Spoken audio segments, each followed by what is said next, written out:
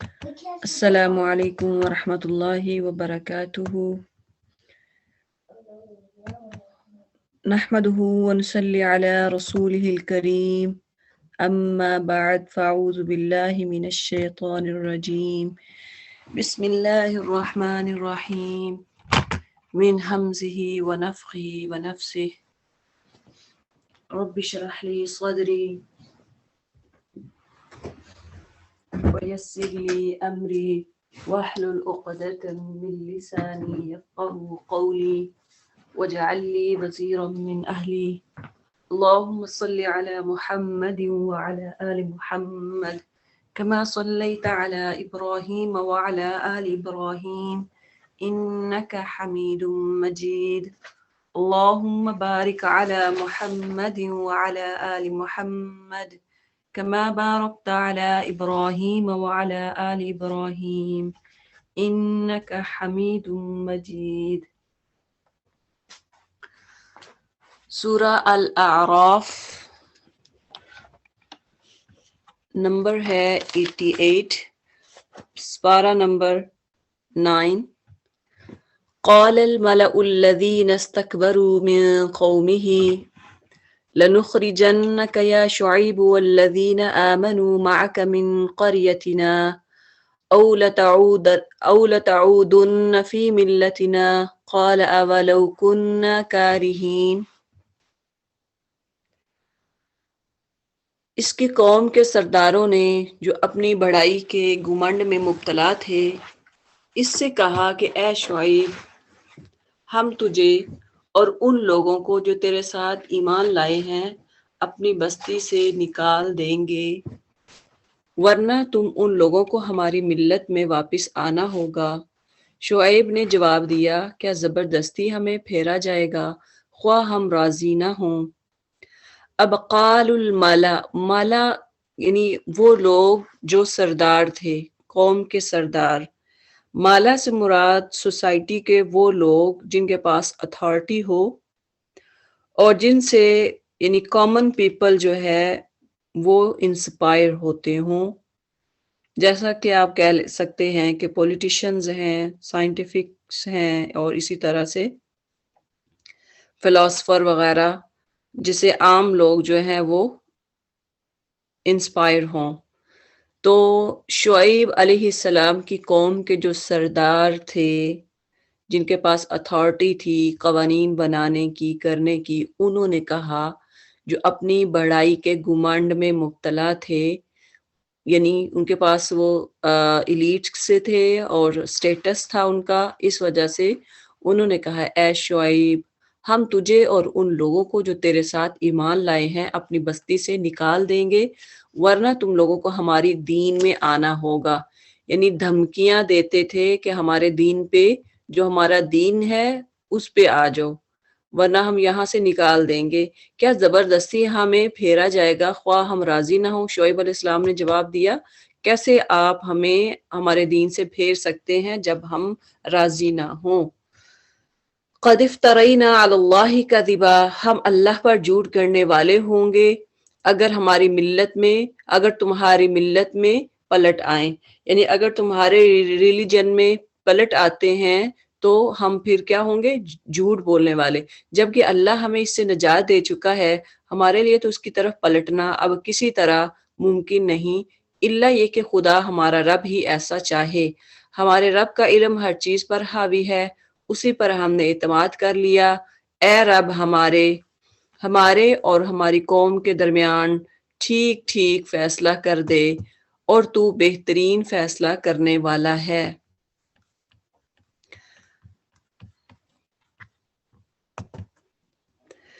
اس کی قوم کے سرداروں نے جو اس کی بات ماننے سے انکار کر چکے تھے آپس میں کہا، اگر تم نے شعیب کی پیروی قبول کر لی تو برباد ہو جاؤ گے۔ مگر ہوا یہ کہ ایک دہلا دینے والی آفت نے ان کو آ لیا اور وہ اپنے گھروں میں اوندے پڑے کے پڑے رہ گئے۔ اصل میں شعیب علیہ السلام کی قوم کی جو سب سے بڑا وہ کام کرتے تھے جس کی وجہ سے ان میں عذاب آیا، وہ کیا تھا؟ ناپ تول میں کمی کرتے تھے۔ وہ ناپ تول میں کمی کرتے تھے، یعنی اکنامکلی وہ ڈس آرڈر تھے۔ آج ہمارے دور میں دیکھیں ہمارے جو لوگ ہیں اکثر وہ بھی ناپ تول میں کمی کرنا۔ آپ صلی اللہ علیہ وسلم نے فرمایا کہ من غش فلیس منا، یہ بھی ایک دھوکہ ہوتا ہے۔ آپ صلی اللہ علیہ وسلم نے فرمایا جس نے دھوکہ دیا فلیس منا، وہ ہم میں سے نہیں ہے۔ تو دیکھیں کہ اگر کوئی فروٹ بیچنے والا ہے تو وہ صحیح جو اچھا اوپر ہوتا ہے اور باقی جو ردی ہوتا ہے وہ نیچے ڈال لیتے ہیں۔ جب بیچنے کی باری آتی ہے، جب گاہک آتا ہے تو اس وقت اس کو کیا دیتے ہیں؟ ردی مال ڈال کے دیا جاتا ہے، خراب مال بھی اسی میں۔ اسی طرح سے تولتے ہوئے کیا کرتے ہیں کہ ترازو کا جو ایک سائیڈ ہے اس کے نیچے کچھ نہ کچھ رکھ دیں گے یا میگنیٹ لگا دیں گے تاکہ وزن جو ہے وہ جو جس میں وہ ڈال رہے ہیں وہ پلڑا نیچے رہے۔ تو یہ طرح طرح کے طریقے ہیں۔ اسی طرح اگر آپ کوئی چیز بیچ رہے ہیں، امپورٹڈ کر کے بیچ رہے ہیں، حالانکہ وہ امپورٹڈ نہ ہو، تو پھر جو ہے وہ بھی دغا ہے، وہ بھی دھوکہ ہے۔ تو اللہ تعالیٰ نے ان پہ کیا عذاب دیا تھا؟ اللہ تعالیٰ نے ان کی بستی کو یعنی آفت ایسی آئی، مگر ہوا یہ کہ دہلا دینے والی آفت نے ان کو آ لیا اور وہ اپنے گھروں میں اوندے پڑے کے پڑے رہ گئے۔ جن لوگوں نے شعیب علیہ السلام کو جھٹلایا وہ ایسے مٹے کہ گویا ان گھروں میں بے بسے ہی نہ تھے۔ شعیب علیہ السلام کے جھٹلانے والے ہی آخرکار برباد ہو کر رہے۔ اور شعیب علیہ السلام نے یہ کہہ کر ان کی بستیوں سے نکل گیا کہ اے برادران قوم، میں نے اپنے رب کے پیغامات تمہیں پہنچا دیے اور تمہاری خیر خواہی کا حق ادا کر دیا۔ اب میں اس قوم پر کیسے افسوس کروں جو قبول حق سے انکار کرتی ہے۔ کبھی ایسا نہیں ہوا کہ ہم نے کسی بستی میں نبی بھیجا ہو اور اس بستی کے لوگوں کو پہلے تنگی اور سختی میں مبتلا نہ کیا ہو، اس خیال سے کہ شاید وہ عاجزی پر اتر آئیں۔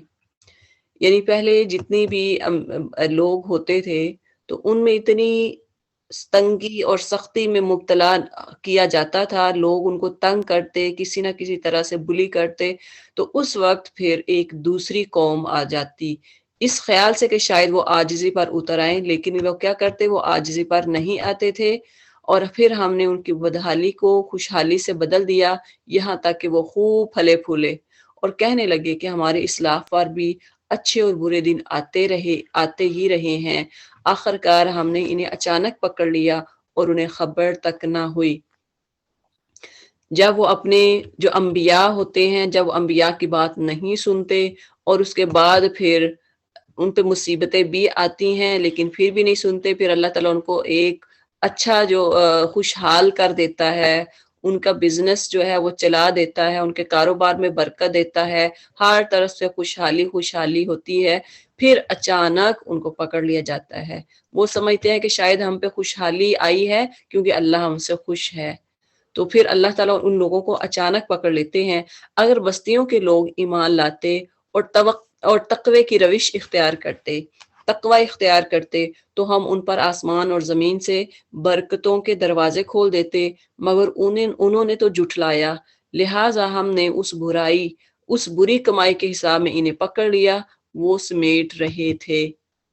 پھر کیا بستیوں کے لوگ اب اس سے بے خوف ہو گئے ہیں کہ ہماری گرفت کبھی اچانک ان پر رات کے وقت نہ آئے گی جبکہ وہ سوتے پڑے ہوں گے، یا انہیں اطمینان ہو گیا ہے کہ ہمارا مضبوط ہاتھ کبھی یکا یک ان پر دن کے وقت نہ پڑے گا جبکہ وہ کھیل رہے ہوں گے۔ کیا یہ لوگ اللہ کی چال سے بے خوف ہیں؟ حالانکہ اللہ کی چال سے وہی قوم بے خوف ہوتی ہے جو تباہ ہونے والی ہو۔ اور کیا ان لوگوں کو جو سابق اہل زمین کے بعد زمین کے وارث ہوتے ہیں، یعنی پچھلی جو قوم ہوتی ہے اور پھر جو نئے لوگ آتے ہیں ان کے وارث بن جاتے ہیں، اس امر واقعہ نے کبھی سبق نہیں دیا کہ اگر ہم چاہیں تو ان کے قصوروں پر انہیں پکڑ سکتے ہیں۔ نئی جو قوم آتی ہے اللہ ان کو بھی ان کے قصور جو ہوتے ہیں، ان کی غلطیاں، ان کی مسٹیک کی وجہ سے پکڑ سکتا ہے، مگر وہ سبق آموز حقائق سے تغافل برتتے رہے اور ہم ان کے دلوں پر مہر لگا دیتے ہیں، پھر وہ کچھ نہیں سنتے۔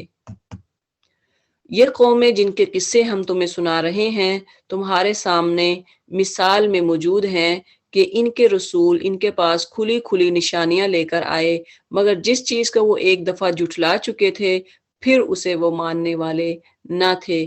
دیکھو اس طرح ہم منکرین حق کے دلوں پر مہر لگا دیتے ہیں۔ ہم ان میں سے اکثر میں کوئی پاس سے عہد نہ پایا، یعنی کوئی بھی جو وعدہ کرتا ہے اس کو پورا کرنے والا نہ پایا، بلکہ اکثر کو فاسق ہی پایا۔ جو وعدہ کرتے ہیں وہ توڑ دیتے ہیں، تو ان کو کیا کہا گیا ہے کہ وہ فاسق ہیں۔ پھر ان قوموں کے بعد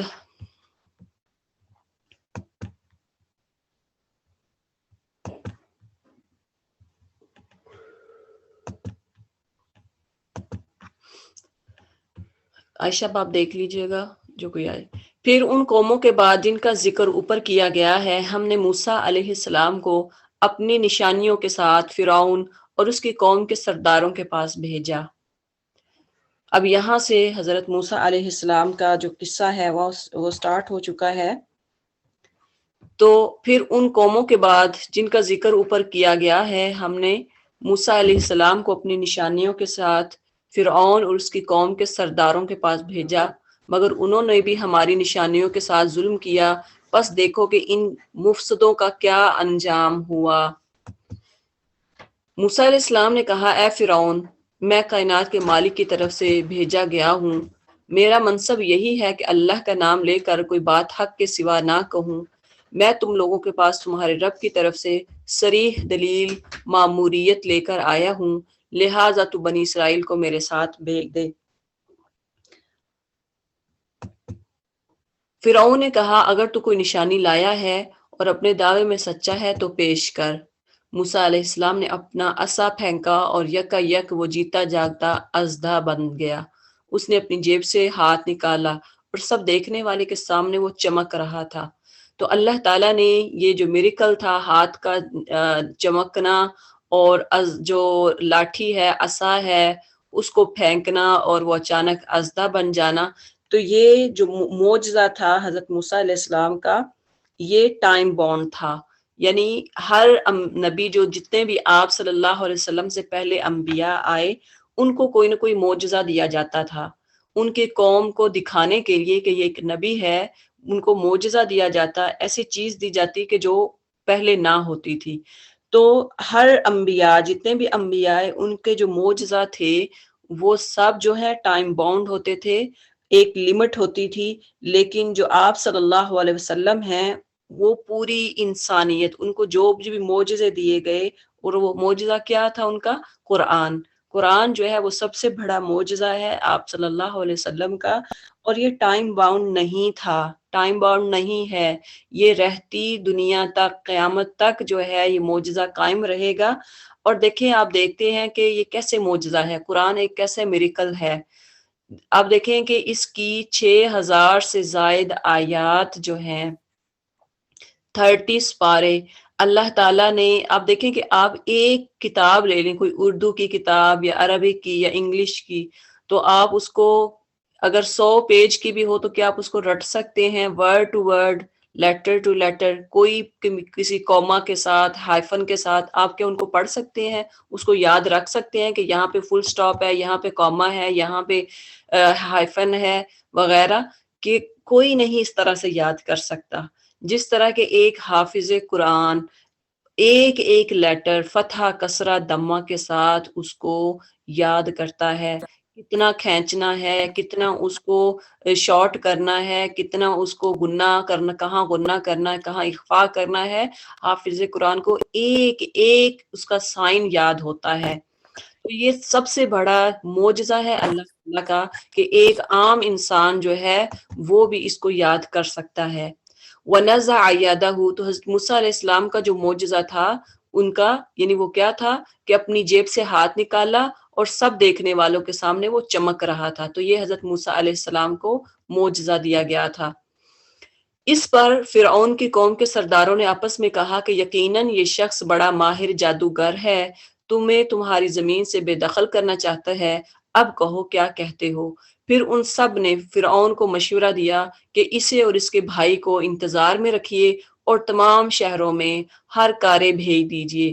یعنی کیا ہے کہ سب کو فی المدائن حاشرین، جو اکٹھا کرنے والے ہوں.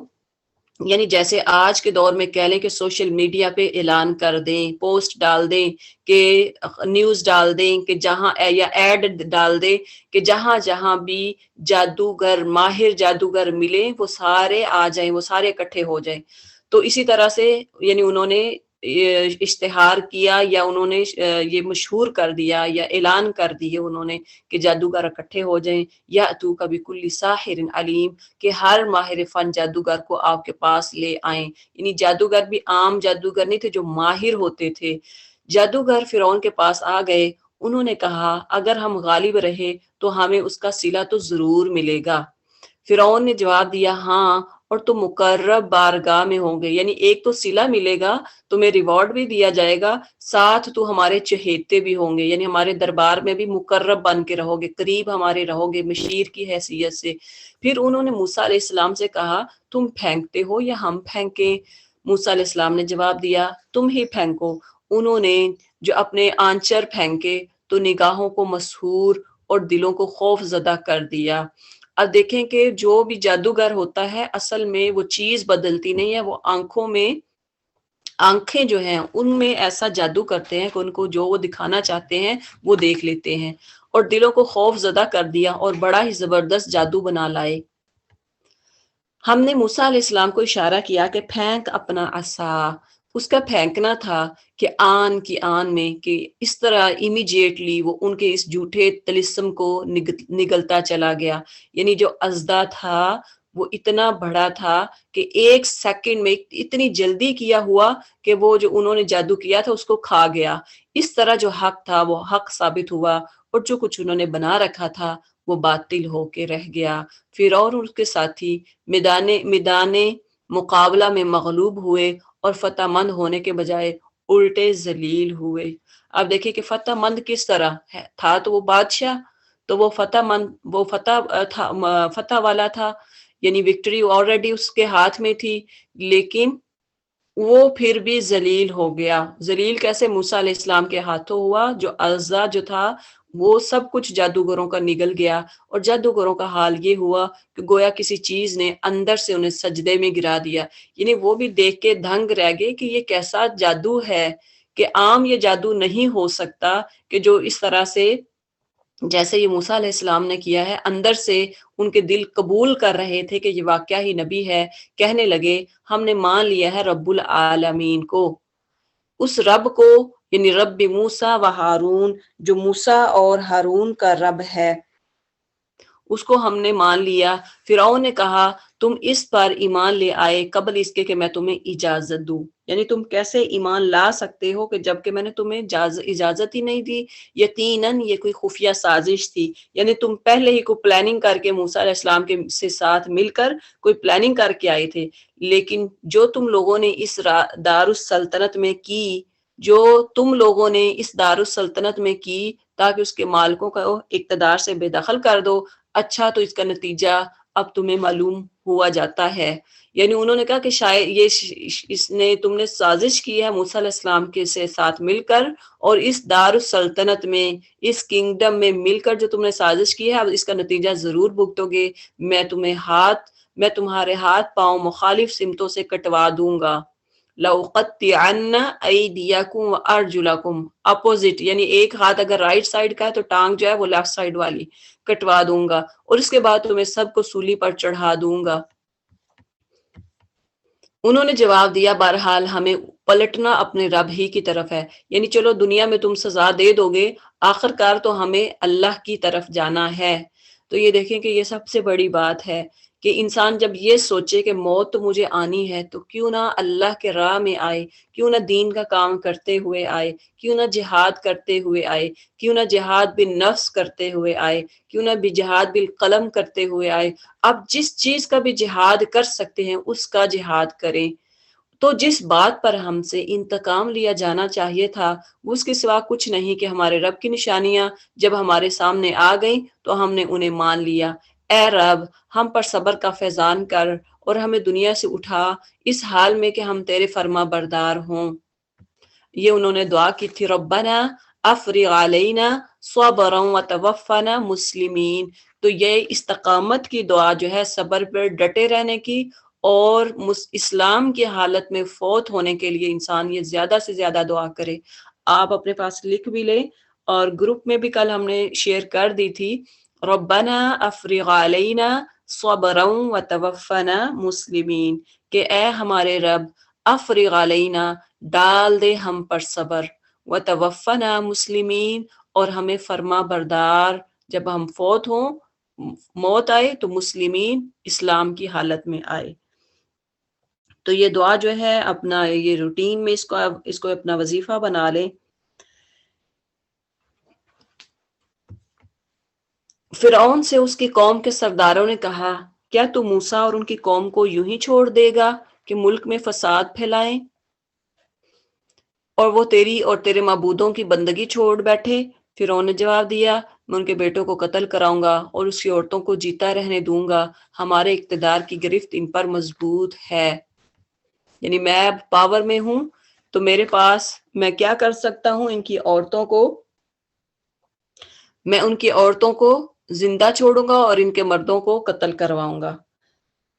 اس کے بعد قال موسیٰ لقومہ، موسیٰ نے اپنی قوم سے کہا، اللہ سے مدد مانگو اور صبر کرو. زمین اللہ کی ہے، اپنے بندوں میں سے جس کو چاہتا ہے اس کا وارث بنا دیتا ہے، اور آخر کامیابی انہی کے لیے جو اس سے ڈرتے ہوئے کام کرتے ہیں. اس کے قوم کے لوگوں نے کہا، تیرے آنے سے پہلے بھی ہم ستائے جاتے تھے اور اب تیرے آنے پہ بھی ستائے جا رہے ہیں.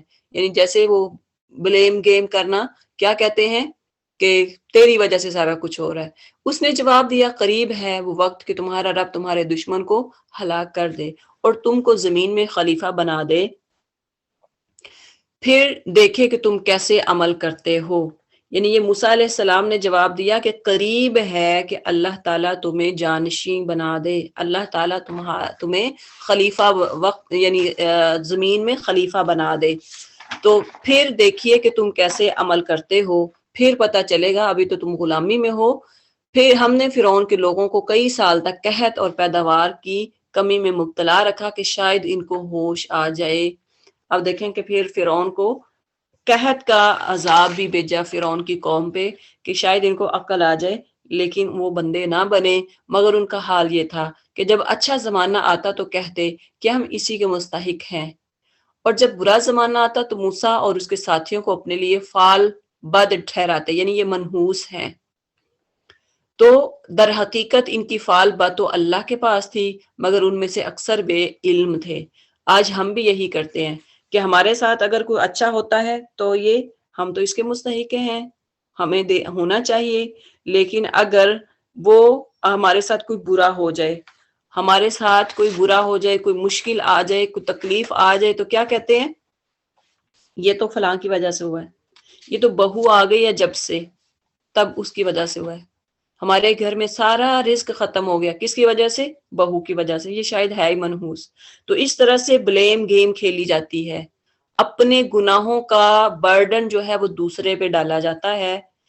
تو یہ ہماری جو معاشرے کی، جو سوسائٹی کی غلط، جو ہماری ہم سوچتے ہیں کہ یہ فلاں شاید فلاں کی وجہ سے ایسا ہوا ہے، فلاں کے آنے کی وجہ سے، گھر میں نیا فرد اگر آیا ہے، نیا بچہ آیا ہے تو اس کے آنے کی وجہ سے ایسا ہو رہا ہے، ہمارا رزق ختم ہو رہا ہے، ہمارے گھروں میں پریشانیاں آ رہی ہیں.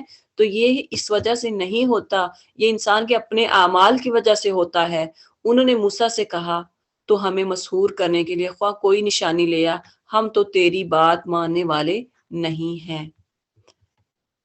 آخرکار ہم نے ان پر طوفان بھیجا، ٹیڈی دل چھوڑے، سرسریاں پھیلائیں، مینڈک نکالے اور خون برسایا. یہ ان پہ بڑے عذاب، طرح طرح کے عذاب آئے تھے. طوفان آیا، ٹیڈی دل، یعنی ہر جگہ پہ ٹڈیاں ہی ٹڈیاں ہوتی تھی، ہر جگہ پہ، ایون ان کے کھانوں میں، ان کے بستروں میں، ان کے جسم پہ. اسی طرح یہ جوئیں جو ہیں، اللہ تعالیٰ نے اس کا عذاب بھیجا، ہر جگہ پہ جوئیں. مینڈک نکالے اور خوب برسایا، خون برسایا. یہ سب نشانیاں الگ الگ کر کے دکھائیں، مگر وہ سرکشی کیے چلے گئے اور بڑے ہی مجرم لوگ تھے.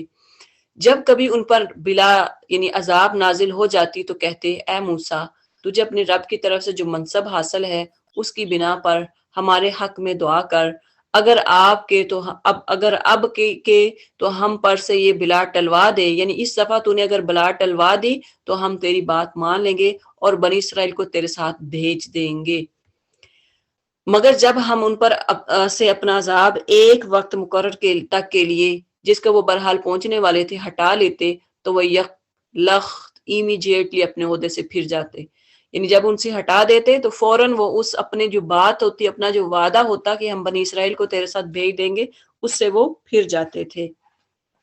فانتقمنا منہم، اللہ کہتے ہیں تب ہم نے ان سے انتقام لیا اور انہیں سمندر میں غرق کر دیا، کیونکہ انہوں نے ہماری نشانیوں کو جھٹلایا تھا اور ان سے بے پرواہ ہو گئے تھے، اور ان کی جگہ ہم نے ان لوگوں کو جو کمزور بنا کر رکھے گئے تھے، کمزور بنا کر کون رکھے گئے تھے؟ موسیٰ علیہ السلام کی قوم یعنی بنی اسرائیل، ان کو غلام بنایا ہوا تھا، اس سرزمین کے مشرق و مغرب کا وارث بنا دیا۔ ظاہری بات ہے جب فرعون اور اس کے وارث اور اس کے حواری سارے جب تباہ ہو گئے، کوئی نہ بچا، تو اس وقت پھر بنی اسرائیل کو اس کا وارث بنا دیا جسے ہم نے برکتوں سے مالا مال کیا تھا۔ اس طرح بنی اسرائیل کے حق میں تیرے رب کا وعدہ خیر پورا ہوا، کیونکہ انہوں نے صبر سے کام لیا تھا، اور فرعون اور اس کے قوم کا وہ سب کچھ برباد کر دیا گیا جو وہ بناتے اور چڑھاتے تھے۔ بنی اسرائیل کو ہم نے سمندر سے گزار دیا، پھر وہ چلے اور راستے میں ایک ایسی قوم پر ان کا گزر ہوا جو اپنے چند بتوں کی گرویدہ بنی ہوئی تھی، کہنے لگے اے موسیٰ ہمارے لیے بھی کوئی ایسا معبود بنا دے جیسے ان لوگوں کے معبود ہیں۔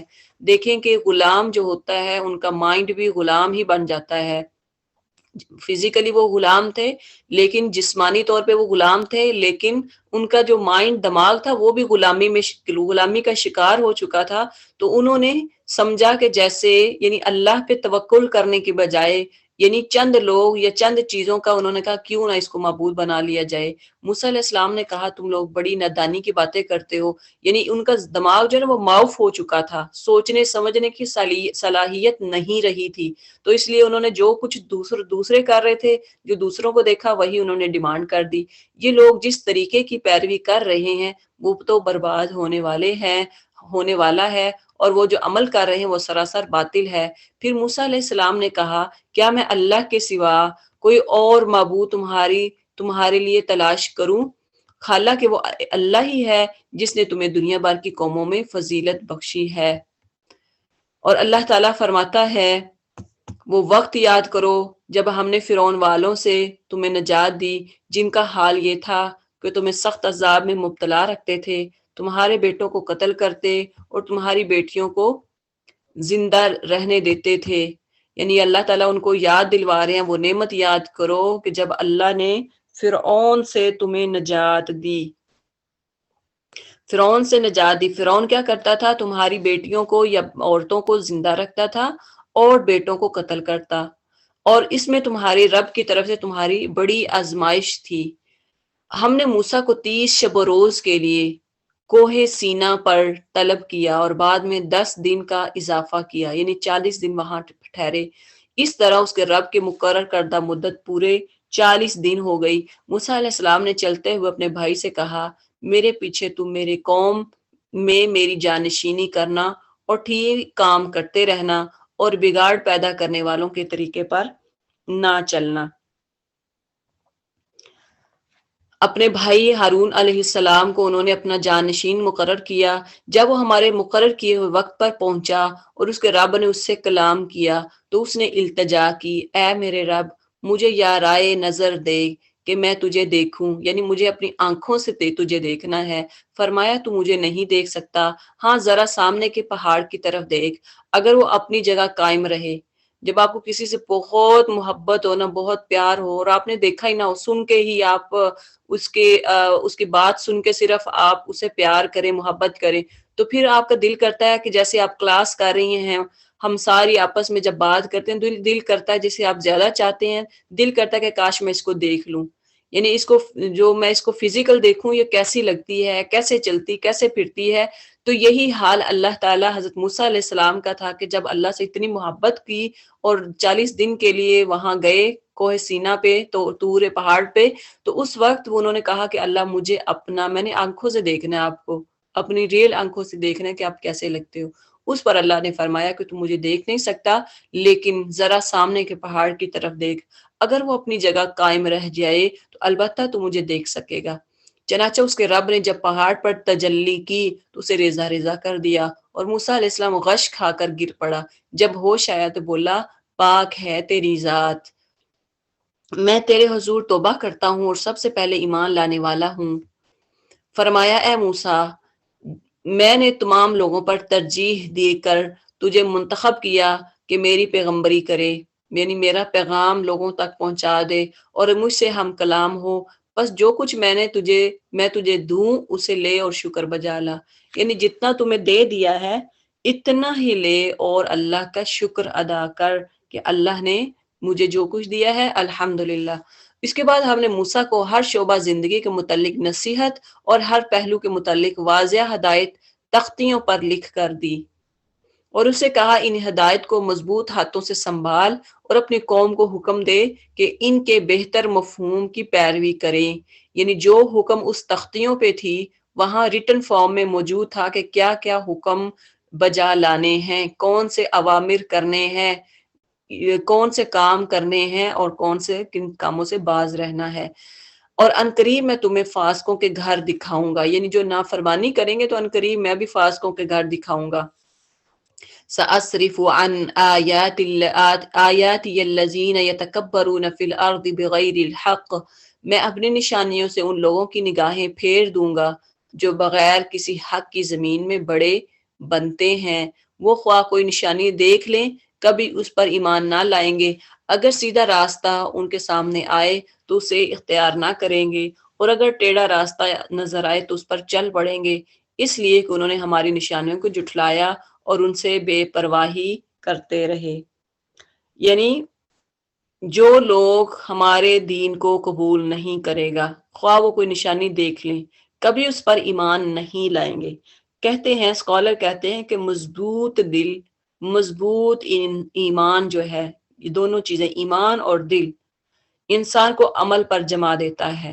جب انسان کا ایمان مضبوط ہوتا ہے اور اس کا دل بھی مضبوط ہوتا ہے تو پھر انسان عمل پر ثابت رہتا ہے۔ تو ہماری نشانیوں کو جس کسی نے جھٹلایا اور آخرت کی پیشی کا انکار کیا تو اس کے سارے اعمال ضائع ہو گئے۔ کیا لوگ اس کے سوا کچھ اور جزا پا سکتے ہیں کہ جیسا کریں ویسا بھریں؟ هل یجزون الا ما كانوا یعملون، جو وہ کام کریں گے ویسے ہی اس کو جزا دی جائے گی۔ ہم بھی کہتے ہیں نا کہ جیسا کرو گے ویسا بھرو گے۔ کسی کے ساتھ کوئی ہو جائے، کوئی ٹریجڈی آ جائے، کوئی مسئلہ بن جائے، پریشانی مصیبت آ جائے تو ہم کہتے ہیں جیسا کرتے رہے ویسا ہوتا رہے، جیسا کرو گے ویسا بھرو گے۔ یہ اللہ تعالیٰ بھی ایسے ہی کہہ رہے ہیں کہ جو تم دنیا میں کرو گے وہی اس کا ویسی جزا تمہیں آخرت میں ملے گی۔ موسیٰ کے پیچھے اس کی قوم کے لوگوں نے اپنے زیوروں سے ایک بچڑے کا پتلا بنایا جس میں سے بیل کی سی آواز نکلتی تھی۔ کیا انہیں نظر نہ آتا تھا کہ وہ نہ ان سے بولتا ہے نہ کسی معاملے میں ان کی رہنمائی کرتا ہے، مگر پھر بھی انہوں نے اسے معبود بنا لیا اور وہ سخت ظالم تھے۔ یعنی جب حضرت موسیٰ علیہ السلام 40 دن کے لیے کوہ سینا پہ گئے، اس وقت پھر ان کی جو قوم تھی انہوں نے پیچھے سے بچڑا بنا لیا تھا۔ وہ سامری کے کہنے پہ سامری آیا اور اس نے ان کو بہکایا، اور وہ غلام قوم جو تھی وہ اس کے پیچھے لگ گئی کہ ٹھیک ہے، اور اس کے بعد پھر کیا ہوا کہ انہوں نے اس کی عبادت کرنا شروع کر دی۔ وَلَمَّا سُقِطَ فِي أَيْدِيهِمْ، پھر جب ان کی فریب خوردگی کا طلسم ٹوٹ گیا اور انہوں نے دیکھ لیا کہ در حقیقت وہ گمراہ ہو گئے ہیں، تو کہنے لگے اگر ہمارے رب نے ہم پر رحم نہ فرمایا اور ہم سے درگزر نہ کیا تو ہم برباد ہو جائیں گے۔ ان کو پتہ چل گیا کہ یہ گناہ ہے۔ وَلَمَّا رَجَعَ مُوسَىٰ إِلَىٰ قَوْمِهِ غَضْبَانَ أَسِفًا، ادھر سے موسیٰ غصے اور رنج میں بھرا ہوا اپنی قوم کی طرف پلٹا، آتے ہی اس نے کہا بہت بری جانشینی کی تم لوگوں نے میرے بعد، یعنی تم نے بہت برا کیا میرے بعد، کیا تم سے اتنا صبر نہ ہوا؟ یعنی اللہ نے تو تمہیں مشرق اور مغرب کا وارث بنا دیا تھا، خلیفہ بنا دیا تھا، اب تم نے یہ کام کیا کہ میرے جانے کے فوراً بعد ہی تم نے بچڑے کو اپنا معبود بنا لیا، تم نے بہت بری جانشینی کی ہے، کیا تم سے اتنا صبر نہ ہوا کہ اپنے رب کے حکم کا انتظار کر لیتے اور تختیاں پھینک دی۔ وہ جو اللہ تعالیٰ نے ان کو دیا تھا ریٹن فارم میں، تختیاں تھی کچھ، تختیوں کی صورت میں وہ پھینک دی، یعنی غصے میں تھے، اور اپنے بھائی ہارون کے سر کے بال پکڑ کر اسے کھینچا۔ ہارون علیہ السلام نے کہا، اے میری ماں کے بیٹے، ان لوگوں نے مجھے دبا لیا اور قریب تھا کہ مجھے مار ڈالتے، یعنی اتنا انہوں نے مجھے فورس کیا، انہوں نے مجھے ٹارچر کیا، قریب تھا کہ مجھے مار ڈالتے، بس تو دشمنوں کو مجھ پر ہنسنے کا موقع نہ دے اور اس ظالم گروہ کے ساتھ مجھے شامل نہ کر۔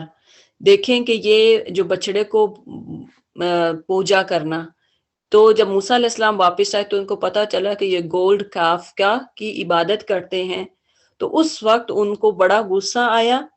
اور دیکھیں کہ ہارون علیہ السلام کے بارے میں کہا جاتا ہے کہ 3 سال بڑے تھے موسیٰ علیہ السلام سے، بڑے بھائی تھے، لیکن انہوں نے آگے سے جب موسیٰ علیہ السلام نے ان کے بال پکڑے غصے میں کہ یہ تم نے کیا کیا ہے، تو اگر کوئی بڑا ہم سے بڑا ہوتا تو کہتا تم نے تو بڑی بدتمیزی کی میرے سے، میں بڑی تھی، چلو اب ساری عمر تیرے سے بولوں گی نہیں، یا پھر کیا کرتے، اٹھاتے ہاتھ اور اٹھا مارتی کہ یہ تیری ہمت کیسے ہوئی، تیری جرت کیسے ہوئی کہ مجھے مار رہے ہو۔ لیکن ہارون علیہ السلام بزرگی والے تھے، ان میں شارٹ ٹیمپر نہیں تھا کہ ادھر سے پکڑا اور ادھر سے مارا، اگر بڑے بھائی چھوٹے بھائی نے مجھے ہاتھ اٹھایا ہے تو وہ بزرگی والے تھے، ان میں حکمت تھی، معاملہ فہمی ان میں تھی، سچویشن کیسے ہینڈل کرنی ہے، کیسے بات کرنی ہے، ان سب کو پتا تھا۔ انہوں نے بلیم گیم کی بجائے کیا کیا، اے میری ماں کے بیٹے۔ دیکھیں کہ جب آپ آپس میں لڑ رہے ہوں، دو بہنیں دو بھائی لڑ رہے ہوں، تو ایک کہے کہ میری ماں کے بیٹے، میری ماں کی بیٹی، تو پھر کیا ہوتا ہے جب یہ ورڈ آپ کہتے ہیں نا، تو پھر سافٹ ہو جاتا ہے انسان کا دل، ہنس پڑیں گی یا پھر آپ کا دل سافٹ ہو جائے گا۔ ان لوگوں نے مجھے دبا لیا، یعنی اے میری ماں کے بیٹے، ان لوگوں نے مجھے دبا لیا اور قریب تھا کہ مجھے مار ڈالتے۔ یہاں پہ ایک دوسرے کے ہاتھ، یعنی ہاتھ پہ ایک نے اگر ہاتھ اٹھایا تو دوسرے نے پتھر نہیں اٹھایا۔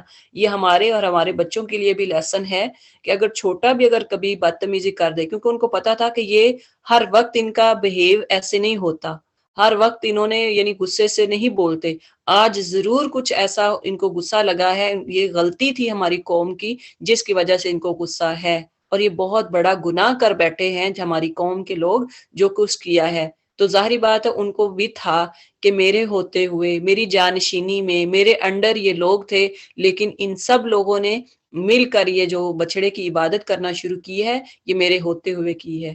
تو اس لیے ان کو اپنی غلطی کا احساس تھا، اس لیے انہوں نے کہا کہ انہوں نے مجھے بہت دبایا، بہت انہوں نے مجھے ٹارچر کیا اور قریب تھا کہ مجھے مار ڈالتے۔ یہ دیکھیں کہ اس وقت ایک بندہ جو دین کی تبلیغ کرتا ہو اور اس کے درمیان اگر 100 کی تعداد میں یا 200 یا 500 کی تعداد میں لوگ اس کے پاس ہوں، تو دیکھیں کہ اس وقت پھر وہ تو مرنے والا ہو جائے گا، ان سب کی باتیں سن کے، ان کے تانے، ان کی باتیں سن کے، تو بس تو دشمنوں کو مجھ پر ہنسنے کا موقع نہ دے، یعنی انہوں نے تو مجھے بہت تنگ کیا، اب دشمنوں کو مجھ پر ہنسنے کا موقع نہ دے کہ دیکھا بھائی بھائی کے گلے پڑا ہوا ہے، اس ظالم گروہ کے ساتھ مجھے شامل نہ کرنا۔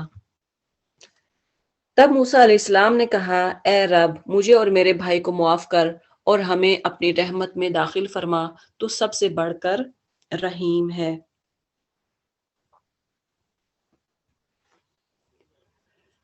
ان الذین اتخذوا العجل، جواب میں ارشاد ہوا کہ جن لوگوں نے بچڑے کو معبود بنایا وہ ضرور اپنے رب کے غضب میں گرفتار ہو کر رہیں گے، یعنی اللہ تعالیٰ ضرور ان پر اپنا غضب نازل کرے گا اور دنیا کی زندگی میں ذلیل ہوں گے۔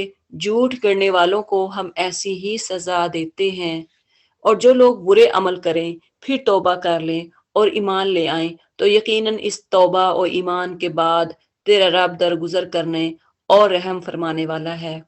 تو 2 چیزیں بتا دی ہیں کہ برا عمل ہو جائے تو پھر کیا کرنا ہے، توبہ کرنی ہے، آپ کو ریگریٹ ہو کہ جو میں نے کیا ہے برا کیا ہے، اور ایمان لے آئیں تو یقیناً اس توبہ اور ایمان کے بعد اللہ تعالیٰ معاف کر دیتا ہے۔ تو 2 شرطیں ہیں، ایک تو جو برا عمل کیا اس کی معافی مانگے اللہ تعالیٰ سے، اللہ تعالیٰ سے اس کے بارے میں شرمندہ ہوں، اور دوسرا وہ یقین رکھیں کہ اللہ ہی میرا رب ہے، ایمان رکھیں کہ جو کچھ اس نے نازل کیا اس پہ میں نے عمل کرنا ہے، تب اللہ تعالیٰ جو ہے وہ معاف کرنے والا ہے، درگزر کرنے والا ہے۔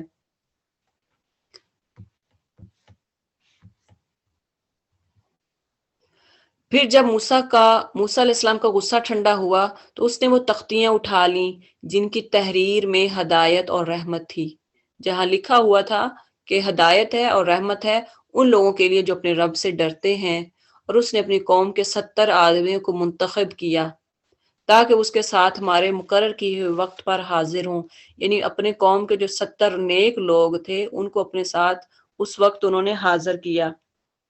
ایک جو ڈیلیگیشن تھی 70 لوگوں کی، جو وفد تھا وہ انہوں نے تیار کیا۔ جب ان لوگوں کو ایک سخت زلزلے نے آ پکڑا تو موسیٰ نے عرض کیا، اے میرے سرکار، اے میرے اللہ، آپ چاہتے تو پہلے ان کو اور مجھے ہلاک کر سکتے تھے، کیا آپ اس قصور میں جو ہم میں سے چند نادانوں نے کیا تھا ہم سب کو ہلاک کر دیں گے؟ جب ایک زلزلہ آیا، ارتھ کوئک آیا، تو فوراً یعنی موسیٰ علیہ السلام نے کیا کہا کہ مجھے اور میری قوم کو ہلاک کر، آپ پہلے بھی کر سکتے تھے، لیکن ہماری قوم میں چند نادان لوگوں نے یہ غلطی کی ہے، تو اب اس کے بدلے میں کیا ہم سب کو ہلاک کر دیں گے؟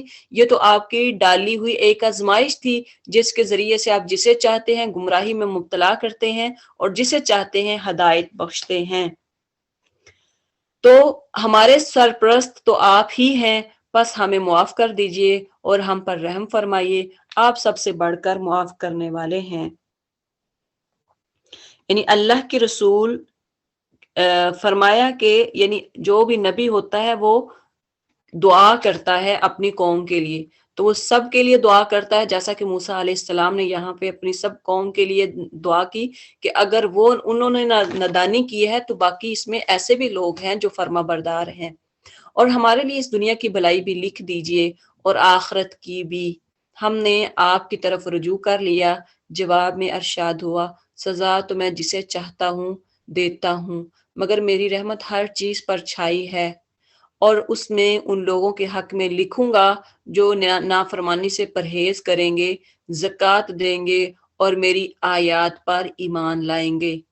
یہ 3 چیزیں یاد رکھیں کہ اللہ تعالیٰ جو نافرمانی سے پرہیز کرے، زکوٰۃ دے اور میری آیات پر ایمان لائیں، یہ اس وقت موسیٰ علیہ السلام کے لوگوں کے لیے خاص چیزیں تھیں کہ اگر یہ اس طرح سے کریں گے تو پھر کیا ہوگا، اللہ تعالیٰ اپنی رحمت ان پہ نازل کرے گا۔ بس آج یہ رحمت ان لوگوں کا حصہ ہے جو اس پیغمبر نبی امی کی پیروی اختیار کریں۔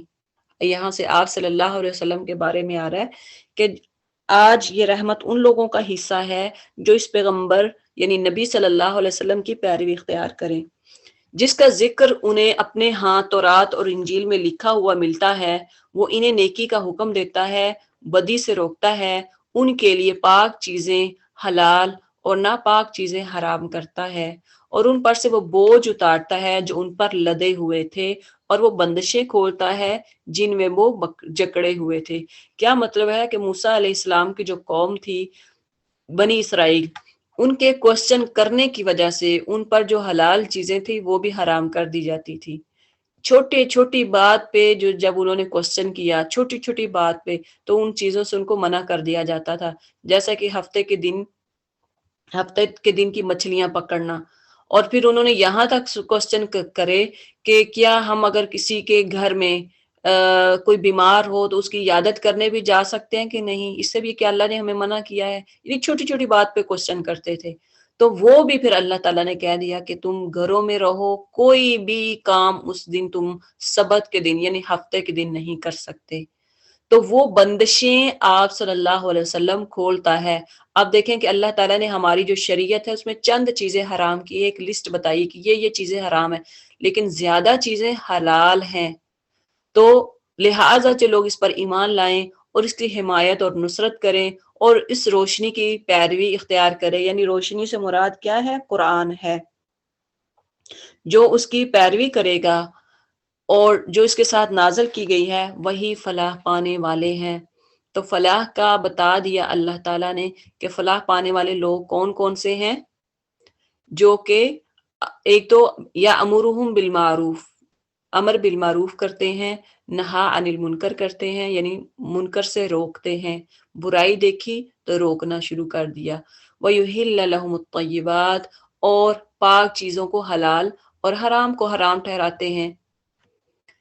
اے محمد صلی اللہ علیہ وسلم کہو، اے انسانوں، میں تم سب کی طرف اس خدا کا پیغمبر ہوں جو زمین اور آسمانوں کی بادشاہی کا مالک ہے، اس کے سوا کوئی خدا نہیں، وہی زندگی بخشتا ہے اور وہی موت دیتا ہے، پس ایمان لاؤ اللہ پر، اس کے بھیجے ہوئے نبی امی پر، جو اللہ اور اس کے ارشادات کو مانتا ہے، اور پیروی اختیار کرو، اس کی امید ہے کہ تم راہ راست پالو گے۔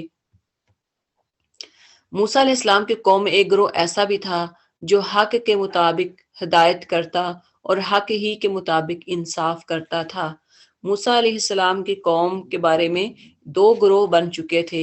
ایک وہ گروہ جو سبت یعنی ہفتے کے دن کی جو مچھلیاں پکڑتے تھے، جن سے منع کیا گیا تھا کہ مچھلیاں نہیں پکڑنی، لیکن وہ سرے عام ہتھ کنڈا یعنی ڈفرنٹ جو ہے وہ حربے استعمال کر کے تو وہ مچھلیاں جال لگا لیتے اور اگلے دن وہ جب جال میں پھنس جاتی اور اگلے دن ان کو نکال لیتے تھے۔ اور ایک دوسرا وہ گروہ تھا جو کہ متقیوں کا تھا، جو کہہ لیں کہ جو اسکالر تھے، جو عالم تھے، یہ ریلیجیس پیپل تھے، ان کا گروہ تھا۔ اب کیا ہوا کہ اب جو ریلیجن لوگ تھے ان کے بھی آپس میں دو گروہ بن گئے تھے۔ ایک گروہ وہ تھا جو کہ ان کو منع کرتا تھا کہ جو مچھلیاں پکڑنے والے لوگ تھے یا کوئی برائی کرتا تو اسے منع کرتے تھے کہ یہ تم نہ کرو۔ اور دوسرا جو گروہ تھا جو ریلیجن میں سے، وہ گروہ تھا جو کہ کہتا تھا کہ کرنے دو، ہمیں کیا ہے۔ تو اب اس کے بارے میں آگے آ رہا ہے، اور ہم نے اس قوم کو 12 گھرانوں میں تقسیم کر کے انہیں مستقل گروہوں کی شکل دے دی تھی۔ یعقوب علیہ السلام کے یعنی 12 بیٹے، ان کو 12 گھرانوں میں 12 گروپس میں تقسیم کر دیا تھا، اور جب موسیٰ علیہ السلام سے اس کی قوم نے پانی مانگا تو ہم نے اس کو اشارہ کیا کہ فلاں چٹان پر اپنی لاٹھی مارو، چنانچہ اس چٹان سے یکا یک 12 چشمے پھوٹ نکلے، اور وہ ہر گروہ نے اپنے پانی لینے کی جگہ متعین کر لی۔ اب دیکھیں یہاں سے یہ بھی پتہ چلتا ہے، اسکالر کہتے ہیں کہ جس طرح 12 گھرانوں میں تقسیم کر دیا، ان کو الگ الگ کر دیا تھا، ان کی ڈیوٹیاں ان کو سونپ دی تھی کہ تم نے کیا کرنا ہے، تمہارا کام کیا ہے، ان کا ایک ایک سربراہ مقرر کر دیا تھا۔ اسی طرح سے جو ہمارے گھر ہیں، ہمارے جو جیسے جوائنٹ فیملیز ہیں، تو اس میں ہر ایک جیسے ساس ہے، سسر ہے، وہ اپنے ساس جو ہے وہ اپنے بہوؤں کو یا بیٹیوں کو ہر ایک کام سونپ دیں کہ یہ تم نے کرنا ہے، ان کی ڈیوٹیز لگا دیں کہ یہ تم نے کرنا ہے اور یہ تم نے کرنا ہے۔ اسی طرح باپ جو ہے وہ اپنا کام جو ہے اپنے بچوں کو بتائے کہ تم نے کیا کیا کیا کرنا ہے، تاکہ ہر بندہ اپنی اپنی ذمہ داری، اپنی اپنی رسپانسبلٹی جو ہے وہ اٹھائے اور وہ کام ادا کرے۔ تو اس طرح سے کیا ہوتا ہے کہ ایک جب منظم ہو کے آپ ایک طریقے سے جب آپ کام کرتے ہیں تو اس میں برکت ہوتی ہے، اور پھر لڑائی جھگڑوں سے بھی بچ جاتے ہیں۔ جیسے مثلا ساس نے 3 بہویں ہیں، ایک ہی گھر میں رہ رہی ہیں، ایک ہی چولہے پہ پکتا ہے، ایک ہی کچن میں وہ کام کرتی ہیں، تو ان کی ذمے اگر لگا دے ڈیوٹی کہ ایک نے ناشتہ بنانا ہے اور سارے برتن سمیٹنے ہیں، دوسری کے لگا دیں کہ دوسری نے جو لنچ بنانا ہے اور برتن سمیٹنے ہیں، تیسری نے جو رات کا کھانا بنانا ہے اور اس نے باقی سارا جو اپنا یعنی کچن سمیٹنا ہے۔ تو اس طرح سے کیا ہوگا، ہر ایک آئے گی بندی، وہ اپنے اپنے کام کا حصے کا کام کرے گی اور چلی جائے گی۔ لیکن اگر ان کو کھلا چھوڑ دیں گے تو ساس وہ پھر ہو سکتا ہے کوئی کام نہ کرے تو لڑائی جھگڑا پڑتا رہے گا۔ تو یہ یعنی ہمارے لیے بھی یہاں اس سے لیسن ملتا ہے، ہمارے لیے بھی سبق ہے کہ ہم نے اپنا گھر بار کیسے چلانا ہے، اس کو کیسے ڈیوائیڈ کریں، اپنے کام جو ہیں وہ دوسروں کو بھی سونپیں کہ آپ بھی یہ کام کریں۔ وَإِذْ قِيلَ لَهُمُ اسْكُنُوا هَٰذِهِ الْقَرْيَةَ، یاد کرو وہ وقت جب ان سے کہا گیا تھا کہ اس بستی میں جا کر بس جاؤ اور اس کے پیداوار سے اپنے حسب منشا روزی حاصل کرو، اور حتتن کہتے ہوئے جاؤ، اور شہر کے دروازے پر سجدہ ریز ہوتے ہوئے داخل ہو جو، ہم تمہاری خطائیں معاف کر دیں گے اور نیک رویہ رکھنے والوں مزید فضل سے نوازیں گے۔ تو کیا ہم نے پیچھے پڑا تھا کہ حتتن کی بجائے انہوں نے پھر بھی نافرمانی کی؟ ان کا سلوگن کیا تھا؟ ہنتتن ہنتتن، یعنی ہمیں گندم چاہیے، ہمیں اناج چاہیے، مگر جو لوگ ان میں ظالم تھے انہوں نے اس بات کو جو ان سے کہی گئی تھی بدل ڈالی، ہتاتن کی بجائے کیا کہا تھا؟ ہنتاتن، اور نتیجہ یہ ہوا کہ ہم نے ان کے ظلم کی پاداش میں ان پر آسمان سے عذاب بھیج دیا۔ اور ذرا ان سے اس بستی کا حال بھی پوچھو جو سمندر کے کنارے موجود تھی، انہیں یاد دلاؤ وہ واقعہ کہ وہاں کے لوگ سبت یعنی ہفتے کے دن احکام الہی کی خلاف ورزی کرتے تھے، اور یہ مچھلیاں سبت ہی کے دن ابر ابر کر سطح پر ان کے سامنے آتی تھیں، اور سبت کے سوا باقی دنوں میں نہیں آتی تھیں۔ یہ اس لیے ہوتا تھا کہ ہم ان کی نافرمانیوں کی وجہ سے ان کو آزمائش میں ڈال رہے تھے۔ دیکھیں کہ جس طرح سے ہمارا ایک دن ہولی ڈے ہے، جیسے جمعہ ہے، فرائیڈے، اسی طرح سے جو کرسچن ہیں ان کا ہولی ڈے کون سا ہے؟ سنڈے، یعنی اس میں وہ عبادت کرتے ہیں۔ اور اسی طرح سے جو یہودی تھے ان کا ہولی ڈے سبت یعنی سیٹرڈے ہوتا تھا۔ تو سیٹرڈے میں اللہ نے آزمائش کے لیے مچھلیاں جو پاؤنڈ ہوتا یا سمندر کہہ لیں یا جو ان کے گھروں کے قریب پاؤنڈ تھا، اس میں مچھلیاں اللہ ہفتے کے دن زیادہ بھیجتا تھا تاکہ ان کی آزمائش کرے۔ تو وہ کیا کرتے تھے؟ وہ نالیاں بنا کے انہوں نے یا پھر جال لگا دیتے، نیٹ لگا دیتے، اس میں مچھلیاں پھنس جاتی تھی اور وہ اگلے دن پھر وہاں سے نکال دیتے تھے۔ تو اللہ تعالیٰ کہہ رہے ہیں کہ وہ ان کا واقعہ بیان کرو کیا کرتے تھے، اور انہیں یہ بھی یاد دلاؤ کہ جب ان میں سے ایک گروہ نے دوسرے گروہ سے کہا تھا کہ تم ایسے لوگوں کو کیوں نصیحت کرتے ہو جنہیں اللہ ہلاک کرنے والا، یہ سخت سزا دینے والا۔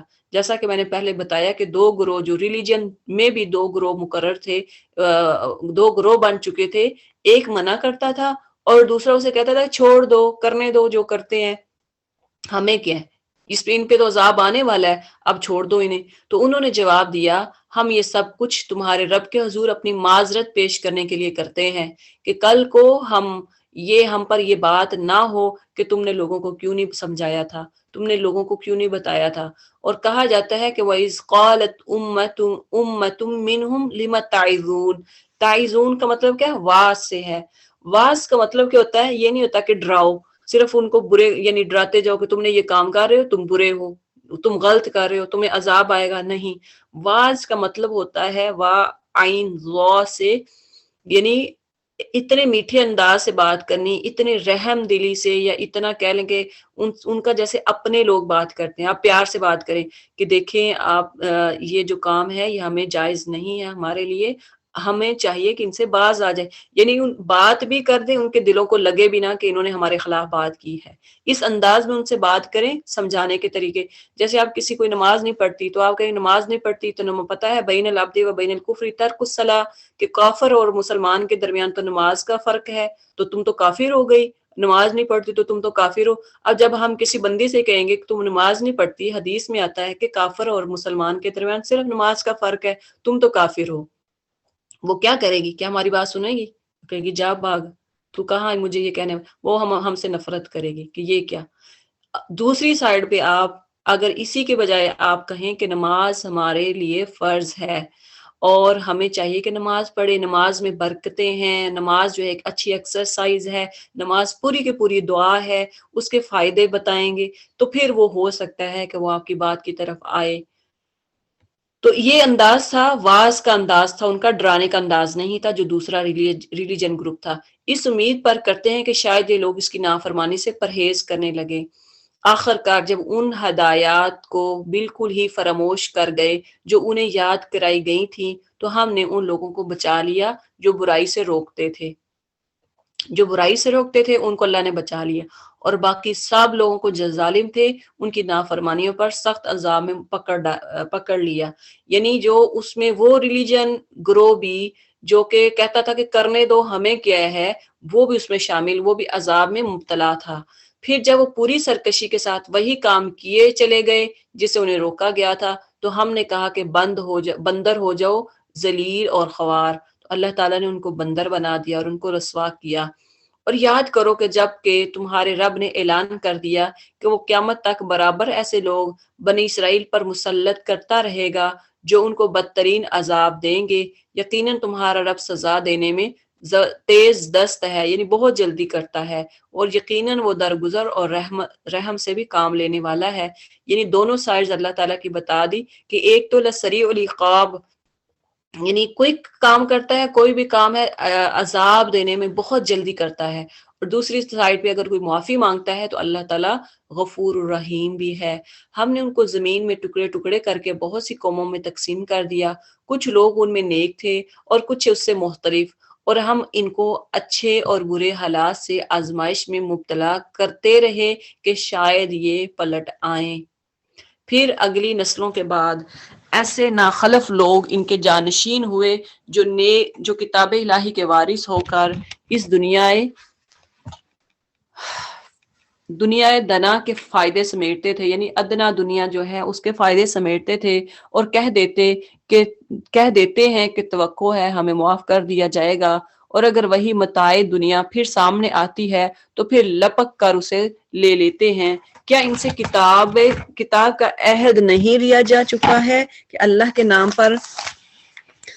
کے نام پر وہی بات کہیں جو حق ہے؟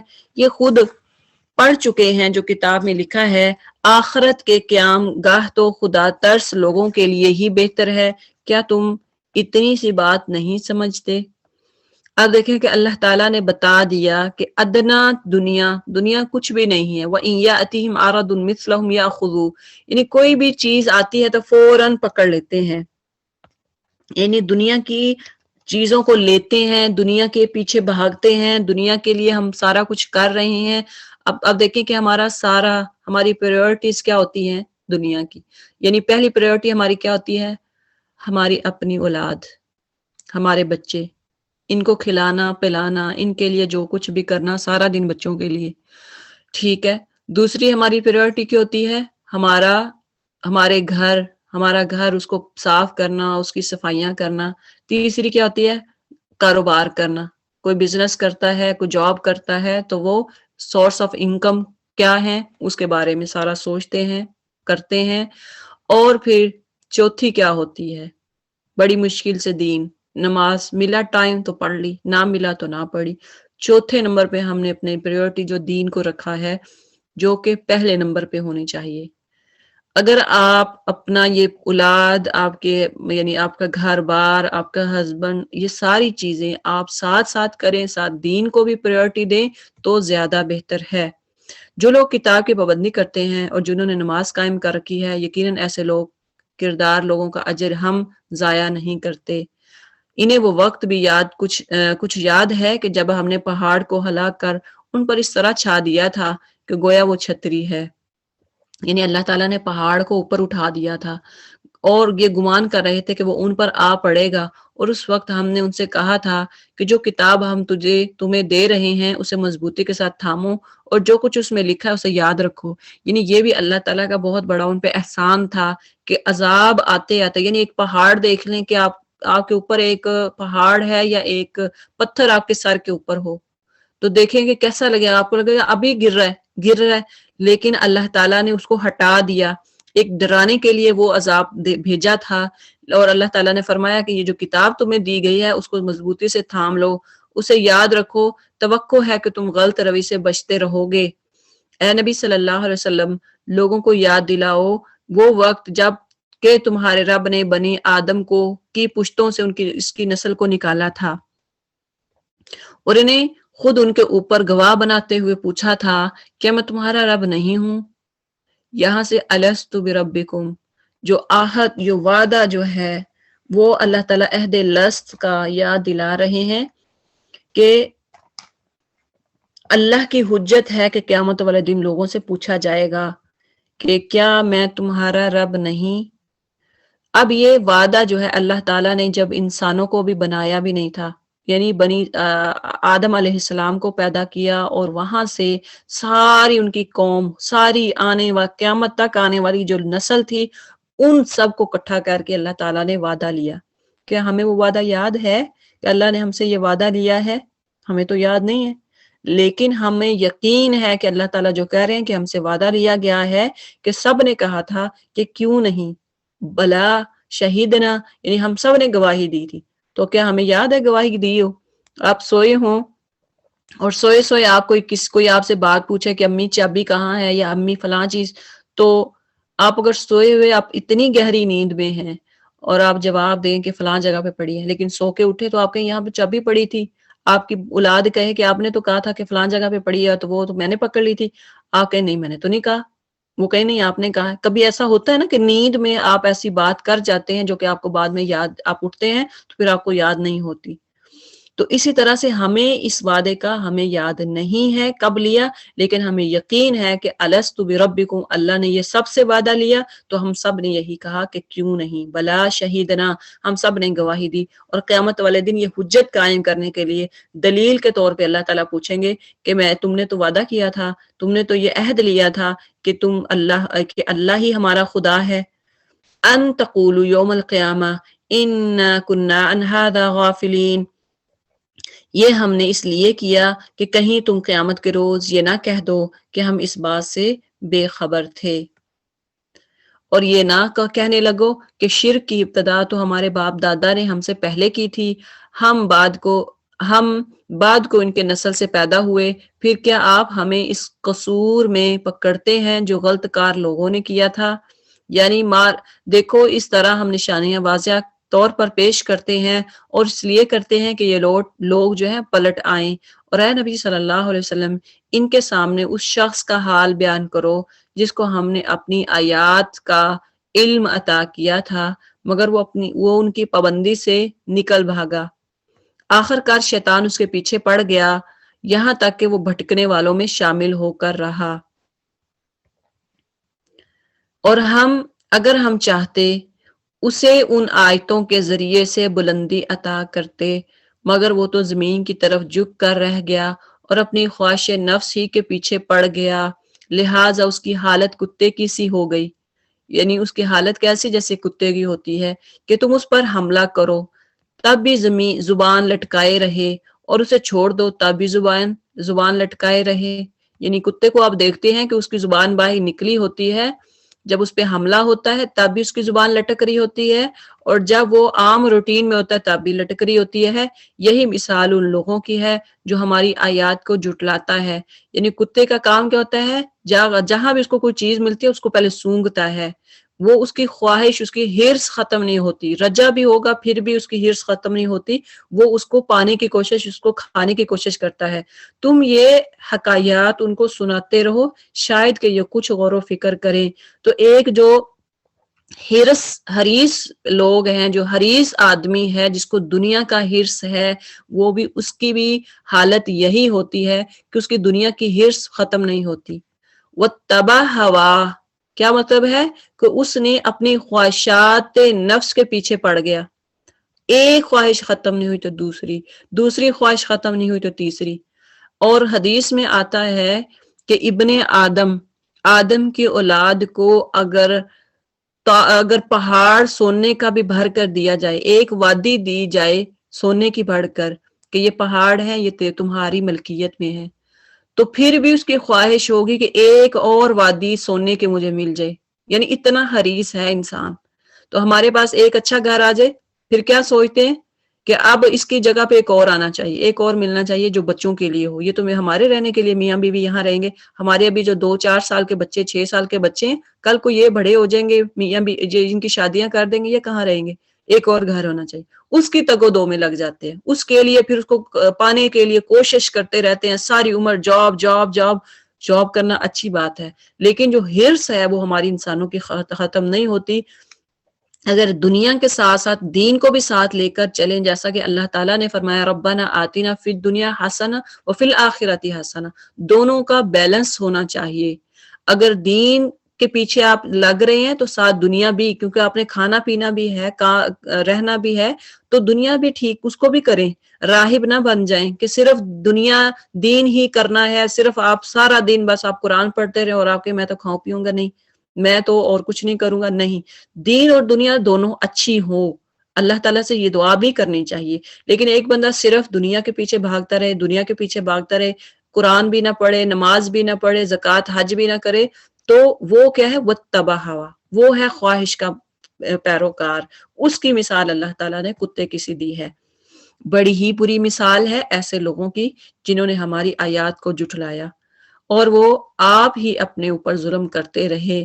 جسے اللہ ہدایت بخشے بس وہی راہ راست پاتا ہے، اور جس کو اللہ اپنی رہنمائی سے محروم کر دے وہی ناکام اور نامراد ہو کر رہتا ہے۔ اور یہ حقیقت یہ ہے کہ بہت سے جن اور انسان ایسے ہیں جن کو ہم نے جہنم ہی کے لیے پیدا کیا ہے، ان کے پاس دل ہیں مگر وہ ان سے سوچتے نہیں، ان کے پاس آنکھیں ہیں مگر وہ ان سے دیکھتے نہیں، ان کے پاس کان تو ہیں مگر وہ ان سے سنتے نہیں، وہ جانوروں کی طرح ہیں بلکہ ان سے بھی زیادہ گئے گزرے۔ یہ وہ لوگ ہیں جو غفلت میں کھوئے ہوئے ہیں۔ یعنی ایسا انسان جس کے سامنے دلائل ہیں، جس کے سامنے سب کچھ ہے، اللہ تعالیٰ نے اتنی زمین آسمان اور اس کے ارد گرد جو کچھ پیدا کیا، کچھ بھی تو سوچے، دیکھے تو صحیح، دنیا کو اپنی کھلی آنکھوں سے دیکھے کہ اللہ نے کیا کچھ نہیں میرے لیے بنایا ہے، کوئی تو ذات ہے جو جس نے یہ پیدا کیا ہے اور میں اس کی عبادت کروں۔ تو اللہ تعالیٰ کہتے ہیں یہ جانوروں سے بھی بدتر ہے، جانوروں سے بھی زیادہ گئے گزرے ہیں، جانور بھی تو کسی نہ کسی انداز سے اللہ کی تسبیحات بیان کرتے ہیں۔ آپ دیکھتے ہیں کہ پرندے جو ہوتے ہیں جب ان کی چوں چوں کی آوازیں آتی ہیں فجر کے ٹائم، آپ جب سوئے ہوں فجر کے ٹائم آپ کو آوازیں سنائی دیتی ہیں تو گویا وہ بھی تسبیحات اللہ تعالیٰ کی اپنے انداز میں تسبیحات کرتے ہیں، وہ بھی اللہ کا ورد کرتے ہیں۔ پتے جب گرتے ہیں، درختوں کا ہلنا، درختوں کا چلنا، درختوں کے جو پتے ہیں ان کا ہلنا، یہ بھی اللہ کی اپنے انداز سے تسبیحات بیان کرتے ہیں۔ ہر چیز اللہ تعالیٰ کی تسبیحات بیان کرتی ہے جو کہ ہمیں معلوم نہیں ہے، لیکن اللہ کی وہ تسبیحات کر رہے ہیں۔ تو یہ تو جانوروں سے بھی بدتر ہے کہ انسان کو اللہ تعالیٰ نے اتنا کچھ دیا، اس کے باوجود بھی وہ اللہ کی اطاعت نہ کرے۔ وَلِلَّهِ الْأَسْمَاءُ الْحُسْنَى فَادْعُوهُ بِهَا، اللہ تعالیٰ فرماتے ہیں اللہ اچھے ناموں کا مستحق ہے، اس کو اچھے ہی ناموں سے پکارو، اور ان لوگوں کو چھوڑ دو جو اس کے نام رکھنے میں راستے سے منحرف ہو جاتے ہیں، جو کچھ وہ کرتے رہے ہیں اس کا بدلہ وہ پا کر رہیں گے۔ یعنی اللہ کے اب اس سے یہ بھی پتہ چلتا ہے اس آیت سے اللہ تعالیٰ کے جتنے 99 نیمز ہیں، جتنے بھی نام ہیں، ان کا وسیلہ دے کر آپ اللہ تعالیٰ کے اچھے جو نام ہیں ان کا وسیلہ دے کر دعا کر سکتے ہیں۔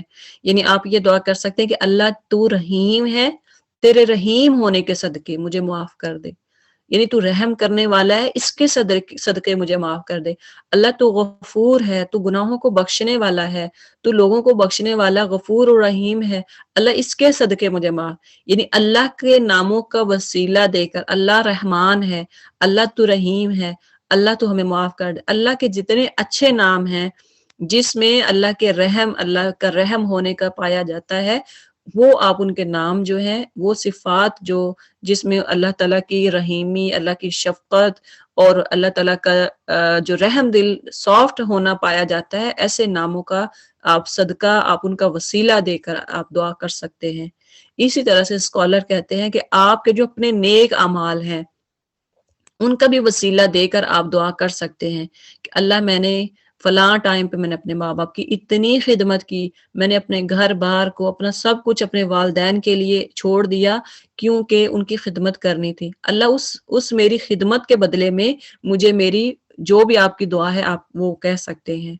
تو آپ اپنے جو نیک اعمال ہیں، حدیث میں بھی اس کا ہم نے پڑھیں گے انشاءاللہ کہ 3 لوگ جو غار میں پھنس جاتے ہیں، انہوں نے پھر اپنے اچھے جو کام تھے ان کا بھی وسیلہ دے کے دعا کی تھی تو وہ ان کا جو پتھر تھا وہ ہٹتا گیا تھا۔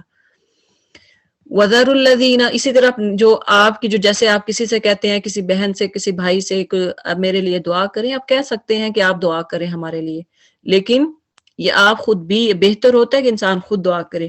وَذَرُوا الَّذِينَ يُلْحِدُونَ فِي أَسْمَائِهِ، اور چھوڑ دے ان لوگوں کو، یعنی ان لوگوں کو چھوڑ دو جو اس کے نام رکھنے میں راستے سے منحرف ہو جاتے۔ اگر کوئی نام جیسے آپ کہیں کہ بھگوان، خدا، ایسے نام نہ لیں، لیکن خدا تو خیر اللہ کے 99 نیم میں موجود نہیں ہے، تو وہ نام لیں جو اللہ تعالیٰ کے 99 نیم میں موجود ہے، ان کا وسیلہ دیں۔ سَيُجْزَوْنَ مَا كَانُوا يَعْمَلُونَ، جو کچھ وہ کرتے رہے اس کا بدلہ وہ پا کر رہیں گے۔ ہماری مخلوق میں ایک گروہ ایسا بھی ہے جو ٹھیک ٹھیک حق کے مطابق ہدایت اور حق ہی کے مطابق انصاف کرتا ہے۔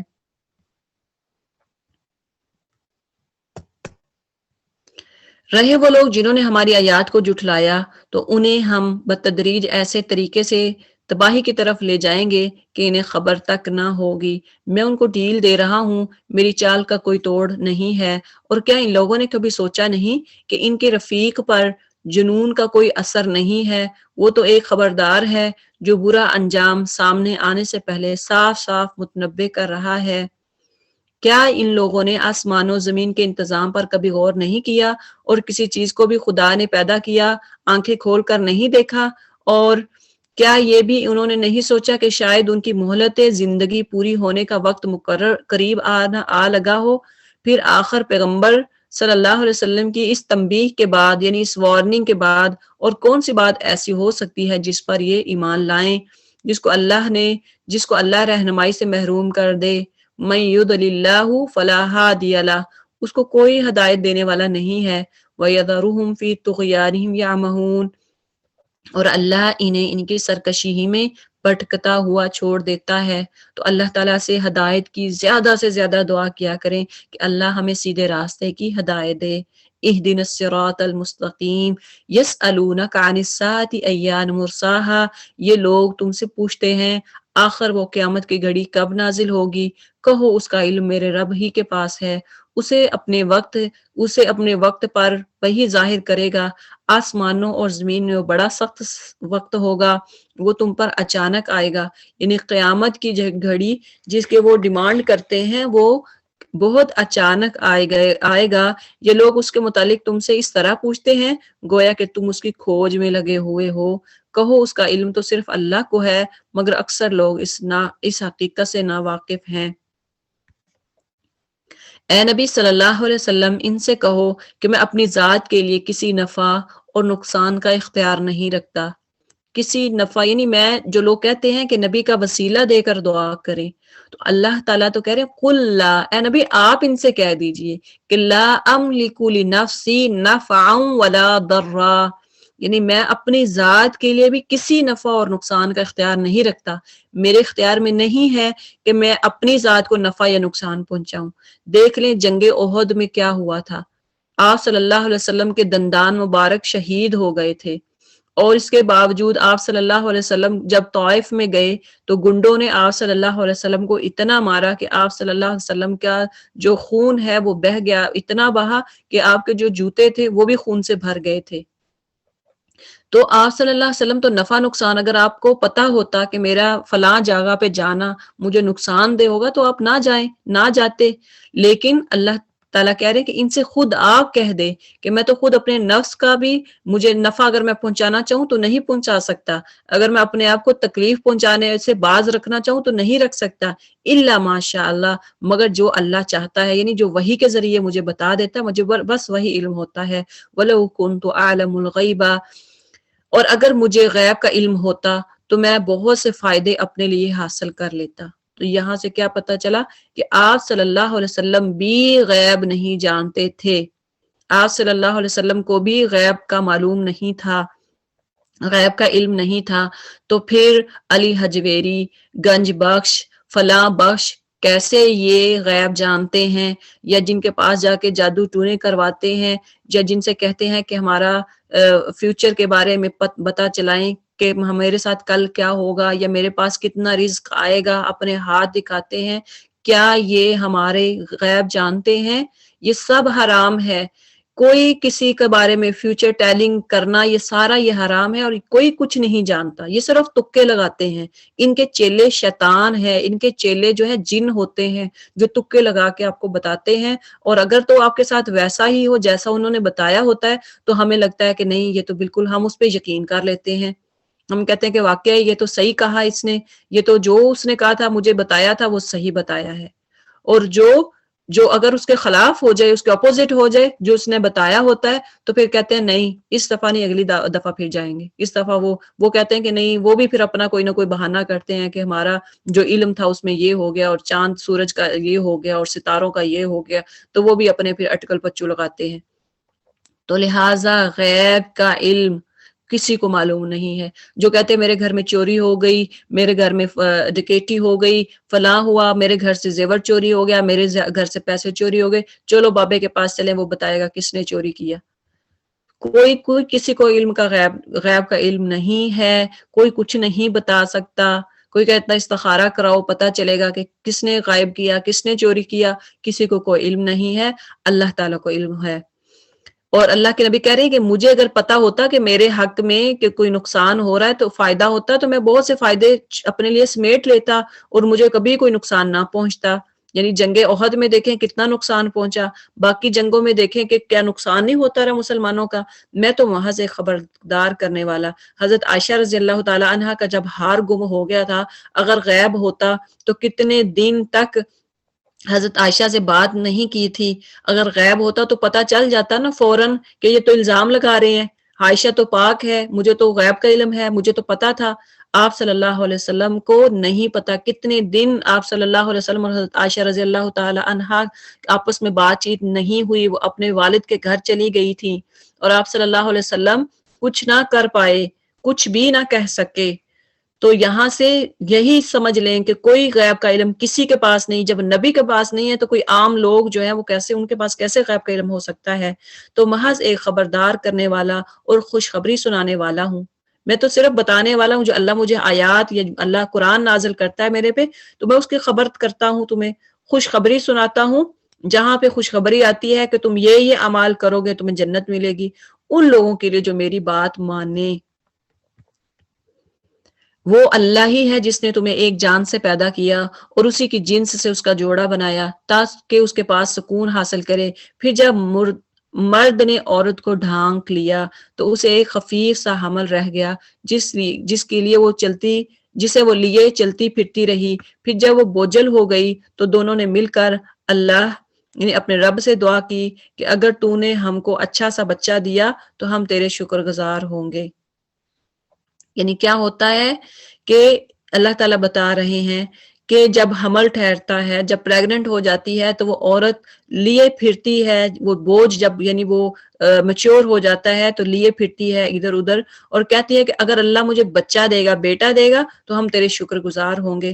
مگر جب اللہ نے ان کو ایک سالے اور سالم بچہ دے دیا تو وہ اس کی اس بخشش و عنایت میں دوسروں کو اس کا شریک ٹھہرانے لگتے ہیں. اولاد دینا کس کا کام ہے؟ اللہ کا. اولاد دینا اللہ کا کام ہے. بیٹا ہو یا بیٹی ہو اللہ دیتا ہے. لیکن جب بیٹا ہو جاتا ہے تو کیا کہتے ہیں؟ یہ تو میں فلاں جگہ پہ بابے کے پاس گئی تھی، اس نے مجھے تویز دیا تھا، اس کی وجہ سے ہوا ہے. جب پھر کیا کہتے ہیں؟ میں نے منت مانگی تھی علی حجویری کی، میں نے منت مانگی تھی فلاں شہید کی، اس وجہ سے ہوا ہے. اللہ بہت بلند و برتر ہے ان مشرکانہ باتوں سے جو یہ لوگ کرتے ہیں. کیسے نادان ہے یہ لوگ کہ ان کو خدا کا شریک ٹھہراتے ہیں جو کسی چیز کو بھی پیدا نہیں کرتے بلکہ خود پیدا کیے گئے ہیں، جو نہ ان کی مدد کر سکتے ہیں اور نہ آپ اپنی مدد کرنے پر قادر ہیں. دیکھیں کہ کیا وہ تو خود انسان، وہ تو خود محتاج ہے اللہ کے، تو وہ کیسے ہماری مدد کر سکتے ہیں، کیسے ہمیں اولاد دے سکتے ہیں، کیسے وہ ہماری جو نظر و نیاز پوری کر سکتے ہیں. اللہ کی ذات کے علاوہ کوئی کچھ کر نہیں سکتا، کوئی آپ کو کچھ بھی بگاڑ نہیں سکتا. اور اگر تم انہیں سیدھی راہ پر آنے کی دعوت دو تو وہ تمہارے پیچھے نہ آئیں. تم خواہ انہیں پکارو یا خاموش رہو، دونوں صورتوں میں تمہارے لیے یکساں ہی ہے. تم لوگ خدا کو چھوڑ کر جنہیں پکارتے ہو وہ تو محض بندے ہیں جیسے تم بندے ہو. ان سے دعائیں مانگ دیکھو، یہ تمہاری دعاؤں کا جواب دیں اگر ان کے بارے میں تمہارے خیالات صحیح ہیں. جو قبروں میں پڑے ہوئے وہ تو مردہ پڑے ہیں، وہ بھی ایسے ہی ہیں جیسے تم بندے ہو. جب انسان دیکھیں کہ لاہور میں سب سے بڑا جو دربار ہے جس کو داتا دربار کہا جاتا ہے، نعوذ باللہ، داتا دربار، داتا کا دربار. داتا اللہ کا نام ہے، اللہ کی صفت ہے داتا، دینے والا، پالنے والا. تو وہاں پہ جا کے جب دعائیں، اور ایک دفعہ میں بہت چھوٹی تھی، 13 سال کی تھی آئی تھنک، تو اس وقت ایسے ہمارا کیونکہ گزر جو ہے وہیں سے ہوتا تھا، دربار کے پاس سے جو بس کا سٹاپ تھا وہیں سے ہو کر پھر ہم نے آگے جانا ہوتا تھا. تو کیا ہوا کہ وہاں ایک دفعہ کافی لیٹ ہو گئے تو میں نے ابو سے کہا کہ چلیں دیکھتے ہیں کہ وہاں ہے. میں اس وقت مدرسے میں پڑھتی تھی تو میں نے ابو سے کہا کہ دیکھتے ہیں وہاں ہے کیا لوگ کرتے ہیں. دیکھنے کی نیت سے ہم جب گئے تو نہ دیکھ کر اتنا مطلب شرمندگی ہوئی کہ لوگ یہ وہ لوگ ہیں کہ جس کو اللہ نے پیدا کیا اور یہ گھسیٹ گھسیٹ کے جا رہے ہیں، یعنی اتنا دور ابھی وہ اس کی قبریں ہیں، اور پیچھے جوتے اتار دیں گے رسپیکٹ کے لیے، اور پھر اپنے آپ کو گھسیٹتے ہوئے، کوئی تو پاؤں کے بل ایسے گھسیٹ کے، اپنے پشت کے بل گھسیٹ کے جا رہا ہے، اور کوئی جیسے سجدہ کرتے ہیں سجدے کی صورت میں دور سے ہی جانا شروع ہو جاتے ہیں، اور جا کے قبروں کے آگے پھر جب جاتے ہیں تو وہاں پہ وہ اسپیشل لوگ کھڑے ہوتے ہیں جو آپ کا پروٹوکول کرتے ہیں اور پھر آگے بھیجتے ہیں، پھر نظر و نیاز بھی ایسے جیسے آپ لیٹ کے کسی کے قدموں میں جا کے گرتے ہیں، اور لیٹ کے جاتے ہیں، رگڑ رگڑ کے گھسیٹ کے اپنے آپ کو، اس طرح سے لوگ جا رہے تھے۔ اور دیکھ کے مجھے اتنا شرمندگی اور میں اتنا افسوس ہوا کہ اللہ میں اس جگہ پہ آئی کیوں تھی، میں نے یہ اپنی آنکھوں سے دیکھا کیوں، کہ ان لوگوں کو ذرا بھی شرم نہیں آتی ہے کہ جو یہ لوگ کر رہے ہیں، کہ اللہ نے ہمیں پیدا کیا، اللہ نے آپ کو صحیح زندہ جاگتا جیتا جاگتا انسان بنائے، اور آپ عام لوگوں سے جو قبر میں پڑے ہیں وہ آپ کی کیا سنیں گے؟ وہ اپنے خود بھی اگر ان کو اتنا ہوتا تو اپنی موت روک لیتے نا، اللہ سے کہتے نہ بھیجو موت میری، وہ کیوں قبروں میں پڑے ہیں؟ وہ خود اگر ان میں اتنی طاقت ہوتی تو اپنی موت ہی نہ لاتے۔ اللہ تعالی ہماری قوم کو ہدایت دے۔ جو مزار ہیں ان پہ جانا، دعائیں کرنا، کچھ بھی یہ سب شرک ہے، صریح ہے، واضح شرک ہے۔ الہم ارجل یمشون بہا، کیا یہ پاؤں رکھتے ہیں کہ ان سے چلیں؟ کیا یہ ہاتھ رکھتے ہیں ان سے پکڑیں؟ اب یہاں سے وہ باتیں کہ جو آبجیکٹس آف ورشپ جن سے وہ پوجا کرتے ہیں، جیسے بت کہہ لیں آپ، بت جیسے ہیں، کیا ان کے پاس پاؤں ہوتے ہیں وہ چل سکتے ہیں؟ کیا ان کے پاس ہاتھ ہوتے ہیں؟ کیا یہ آنکھیں رکھتے ہیں کہ ان سے دیکھیں؟ کیا یہ کان رکھتے ہیں کہ ان سے سنیں؟ اے محمد ان سے کہہ دو صلی اللہ علیہ وسلم، بلا لو اپنے ٹھہرائے ہوئے شریکوں کو، پھر تم سب مل کر میرے خلاف تدبیریں کرو اور مجھے ہرگز مہلت نہ دو۔ یعنی ان سب کو بلا لو اور میرے خلاف تدبیریں کرنا شروع کر دو تو کچھ نہیں کر سکتے۔ یہ ایک وہ جو آج کل تو یہ خیر کافی دیر سے ایک چلا آ رہا ہے، جن کے سر بڑے چھوٹے ہوتے ہیں، جن کو دولے شاہ کی چویا کہتے ہیں۔ تو یہ اچھا ان کا کیا ہوتا ہے، یہ کہتے ہیں کہ فلاں آپ مجھے پیسے نہیں دو گے، اچھا میں اب بد دعا کروں گی، میں بد دعا کرتا ہوں یا میں بد دعا کرتی ہوں اور تمہارے ساتھ اس طرح سے ہوگا۔ ایک دفعہ ایسے ہی دولے شاہی کی چویا، وہ دربار میں بڑی ہوتی ہیں تو وہ جہاں بس اسٹاپ ہوتا ہے وہاں بھی اکثر مانگنے والی تو ایسے پھر رہے ہوتے ہیں، تو کئی دفعہ ایسا ہوتا تھا کہ چانس ہوتا کہ وہ آ جاتے اور اکثر وہ مانگنے لگتے تو نہ دیتے، اچھا تمہارے ساتھ ایسے ہوگا، تمہارے ساتھ یہ ہوگا۔ میں نے کہا اچھا جو کرنا ہے نہ کر لو، میں دیکھوں گی، میں انتظار کروں گی میرے ساتھ کیا ہوتا ہے، جو کرنا ہے نا، جو دعا کرو، جو کرنا ہے کروا لو۔ تو یہ ہوتا ہے، ان کے عجیب طرح سے ان کے مانگنے کے ڈھنگ نکل آئے ہیں۔ تو دیکھیں کہ یہ خدا را کسی کو سے نہ ڈرے، کوئی ایسے آپ کو بد دعا دیتا ہے کسی سے نہ ڈرے، بلا لو۔ اللہ تعالیٰ کہہ رہے ہیں نبی صلی اللہ علیہ وسلم ان سے کہہ دو، قُلِ ادْعُوا شُرَكَاءَكُمْ، اپنے ٹھہرائے ہوئے شریکوں کو تم بلا لو، ثُمَّ كِيدُونَ فَلَا تُنظِرُونَ، پھر تم سب مل کر میرے خلاف پلاننگ کرو، تدبیریں کرو کہ نقصان پہنچاؤ اور مجھے ہرگز مہلت نہ دو۔ کیا تم کر سکتے ہو ایسے؟ میرا حامی و ناصر وہ خدا ہے جس نے یہ کتاب نازل کی اور وہ نیک کام آدمیوں کی حمایت کرتا ہے۔ جب آپ کے اندر توکل علی اللہ ہوگا، اللہ سے توکل، اللہ پر توکل ہوگا، جو کچھ بھی نفع نقصان کا مالک صرف میرا خدا ہے، اس وقت آپ کا ایمان جب اتنا مضبوط ہوگا کہ میرے ساتھ جو بھی کرنے والا نفع یا نقصان کا مالک اللہ ہے، تو پھر آپ دیکھ لیں میرا حامی و ناصر میرا اللہ ہے، اس وقت آپ کو کوئی بھی نفع نقصان نہیں پہنچا سکتا۔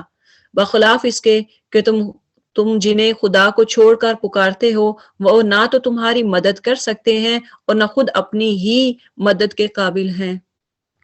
دیکھیں سامنے اللہ تعالیٰ کی آیات ہے، دیکھتے بوجھتے ہم قرآن پڑھتے ہیں شرک کرتے ہیں، قرآن پڑھ رہے ہیں قبروں پہ جا رہے ہیں، قرآن پڑھ رہے ہیں تعویذ کروا رہے ہیں، قرآن پڑھ رہے ہیں ہمارے یقین نہیں ہوتا اللہ پہ۔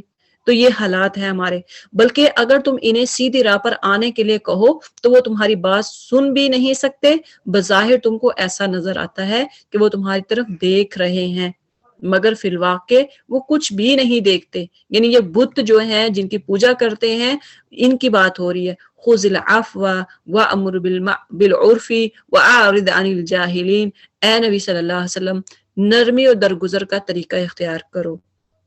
ان کے ساتھ نرمی کا اور درگزر کا، یعنی اگر یہ مشرک ہے پھر بھی آپ کا کام ہے کہنا، کہتے جاؤ، نرمی سے کہتے جاؤ، معروف کی تلقین کرو، اچھے کام کے حکم دو کہ نماز پڑھو، زکوٰۃ کرو، اچھے کام کی تلقین کرو، اور وَأَعْرِضْ عَنِ الْجَاهِلِينَ، اور جو جاہل ہے نا ان سے نہ الجھو۔ جاہل ظاہری بات ہے وہ آپ کو جہالت میں آپ اگر ان کے ساتھ بحث کریں گے تو جنہوں نے ٹھان لی ہے کہ ہم نے تو ان کی بات ماننی نہیں ہے، تو پھر ان سے پھر جو جاہل ہوتے ہیں ان کو قالوا سلاما، سلام کہہ کہ وہاں سے چلے جائے۔ وَإِمَّا يَنزَغَنَّكَ مِنَ الشَّيْطَانِ نَزْغٌ فَاسْتَعِذْ بِاللَّهِ، اگر کبھی شیطان تمہیں اکسا دے تو اللہ کی پناہ مانگو، وہ سب کچھ سننے اور جاننے والا ہے۔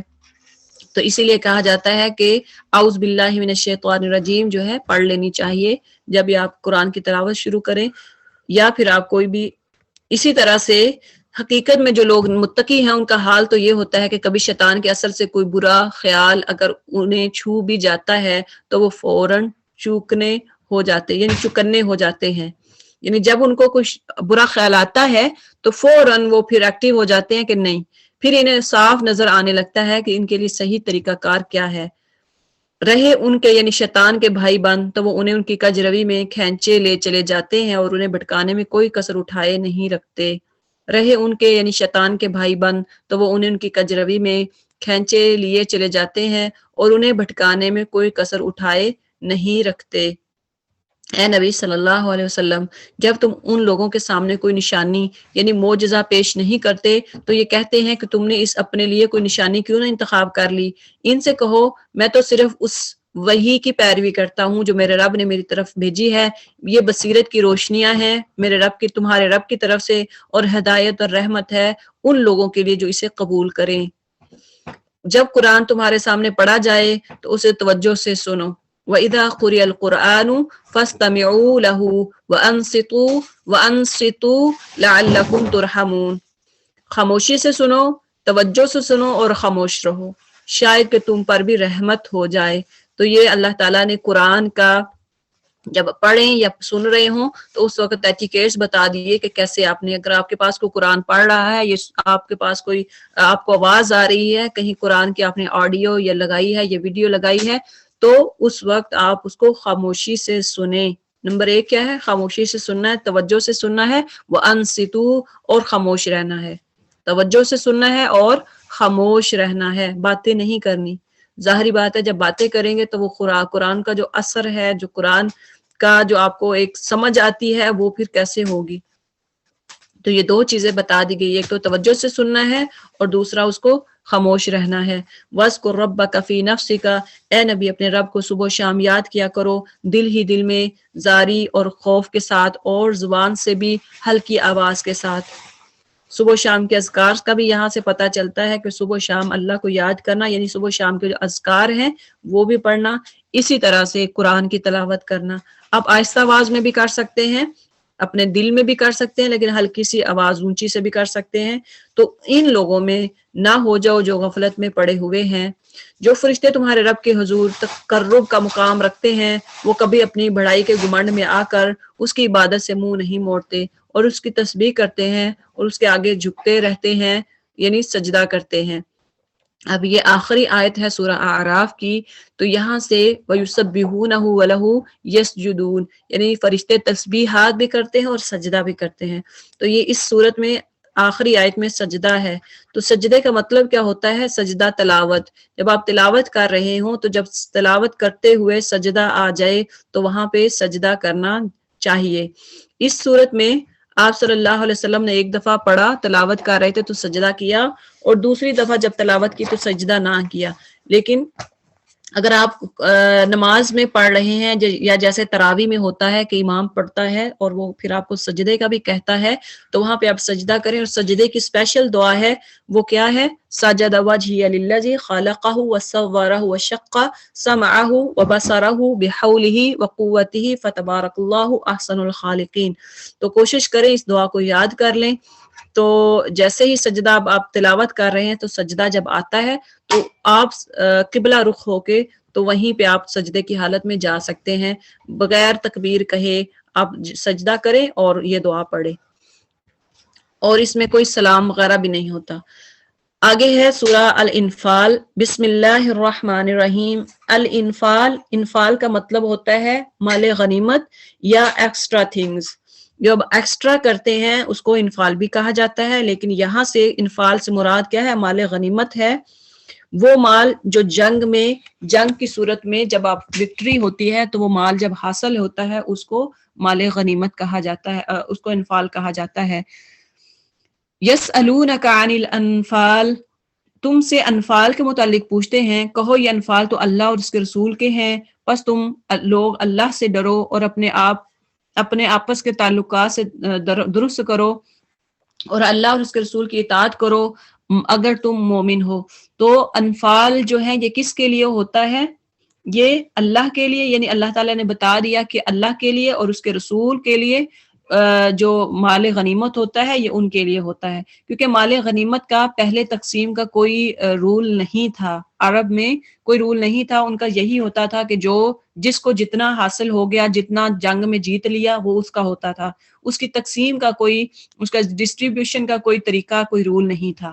تو اللہ تعالیٰ نے آگے یہاں اس صورت میں بتا دیا کہ کس کس کو مال ملے گا۔ سچے اہل ایمان تو وہ لوگ ہیں جن کے دل اللہ کا ذکر سن کر لرز جاتے ہیں، اذا ذکر اللہ وجلت قلوبہم، جن کے دل اللہ کا ذکر سنتے ہیں تو کانپ جاتے ہیں، اور جب اللہ کی آیات ان کے سامنے پڑھی جاتی ہیں تو ان کا ایمان بڑھ جاتا ہے اور وہ اپنے رب پر اعتماد کرتے ہیں۔ تو یہ ہے اللہ تعالیٰ نے ایٹریبیوٹس بتا دیے، جو ایمان والے ہیں ان کی صفات کیا ہیں۔ قرآن کے سامنے جب تلاوت کیا جاتا ہے تو ان کے دل لرز جاتے ہیں، اللہ کے ڈر سے، خوف سے لرز جاتے، کانپ جاتے ہیں، اور نماز قائم کرتے ہیں، اور جو کچھ ہم نے ان کو دیا اس میں سے ہماری راہ میں خرچ کرتے ہیں۔ یہ مومنین کی صفات ہیں۔ اولئک ہم المؤمنون حقا، ایسے لوگ ہی متقی ہیں، حقیقی مومن ہیں۔ لہم درجات عند ربہم، ان کے لیے ان کے رب کے پاس سے بڑے درجے ہیں، قصوروں سے درگزر ہے اور بہترین رزق ہے۔ یعنی اللہ تعالیٰ معاف بھی کرتا ہے، غلطی ہو جائے تو معافی مانگتے ہیں، اللہ معاف کر دیتا ہے۔ کما، اس مال غنیمت کے معاملے میں بھی ویسی ہی صورت پیش آ رہی ہے جیسے اس وقت پیش آئی تھی جب کہ تیرا رب تجھے حق کے سامنے تیرے گھر سے نکال لایا تھا اور مومنوں میں سے ایک گروہ کو یہ سخت ناگوار تھا۔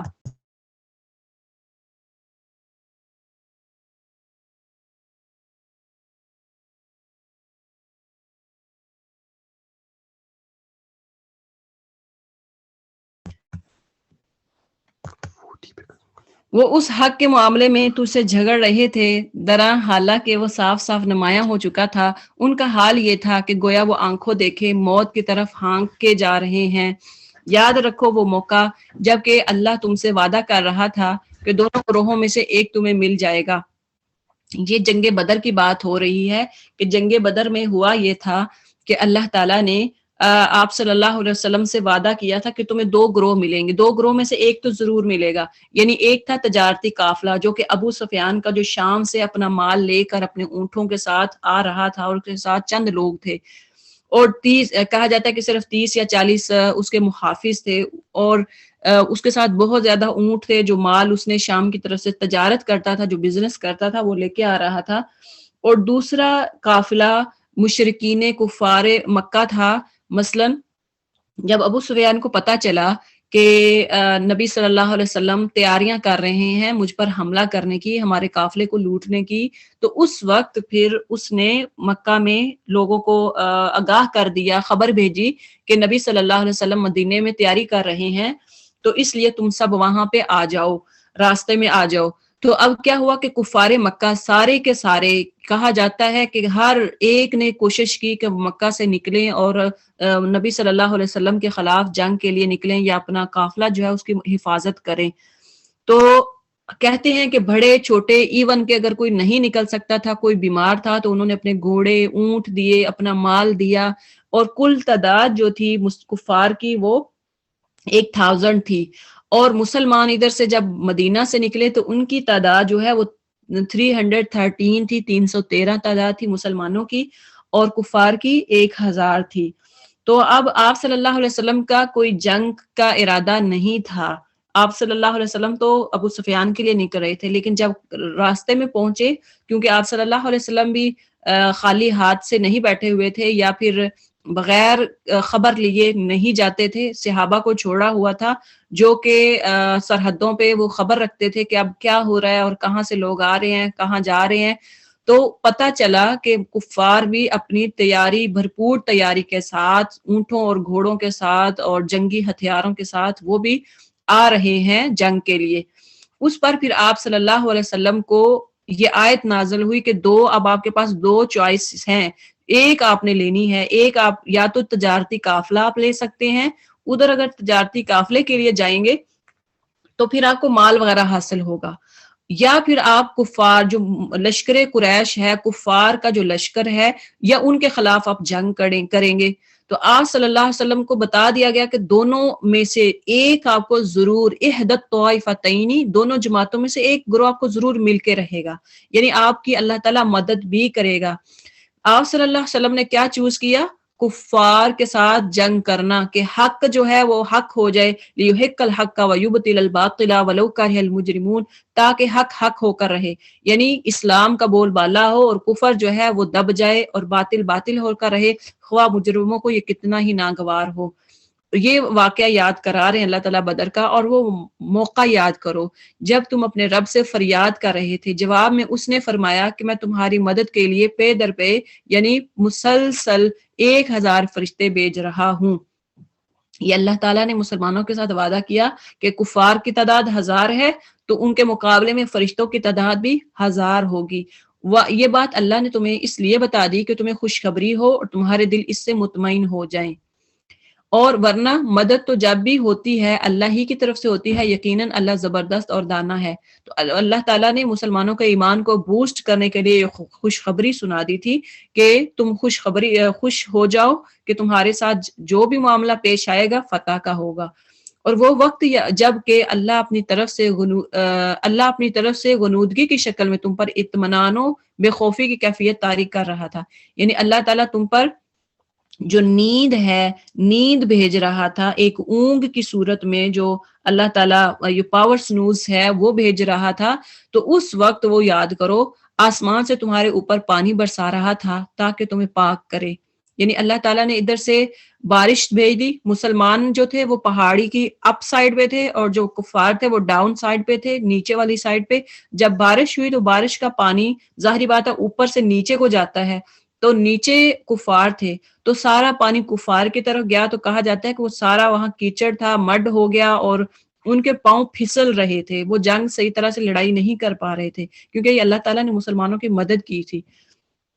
تو یہی فرمایا کہ تم آسمان سے تمہارے اوپر پانی برسا رہا تھا تاکہ تمہیں پاک کرے اور تم سے یعنی ہمت دے اللہ تعالیٰ تمہیں، اور تم سے شیطان کی ڈالی ہوئی نجاست دور کرے اور تمہاری ہمت بندھائے اور اس کے ذریعے سے تمہارے قدم جما دے۔ اور وہ وقت یاد کرو جب کہ تمہارا رب فرشتوں کو اشارہ کر رہا تھا کہ میں تمہارے ساتھ ہوں، تم اہل ایمان کو ثابت قدم رکھو، میں ابھی ان کافروں کے دلوں میں رعب ڈالے دیتا ہوں، بس تم ان کی گردنوں پر ضرب اور جوڑ جوڑ پر چوٹ لگاؤ، اس لیے کہ لوگوں نے اللہ اور اس کے رسول کا مقابلہ کیا، اور جو اللہ اور اس کے رسول کا مقابلہ کرے اللہ اس کے لیے نہایت سخت گیر ہے۔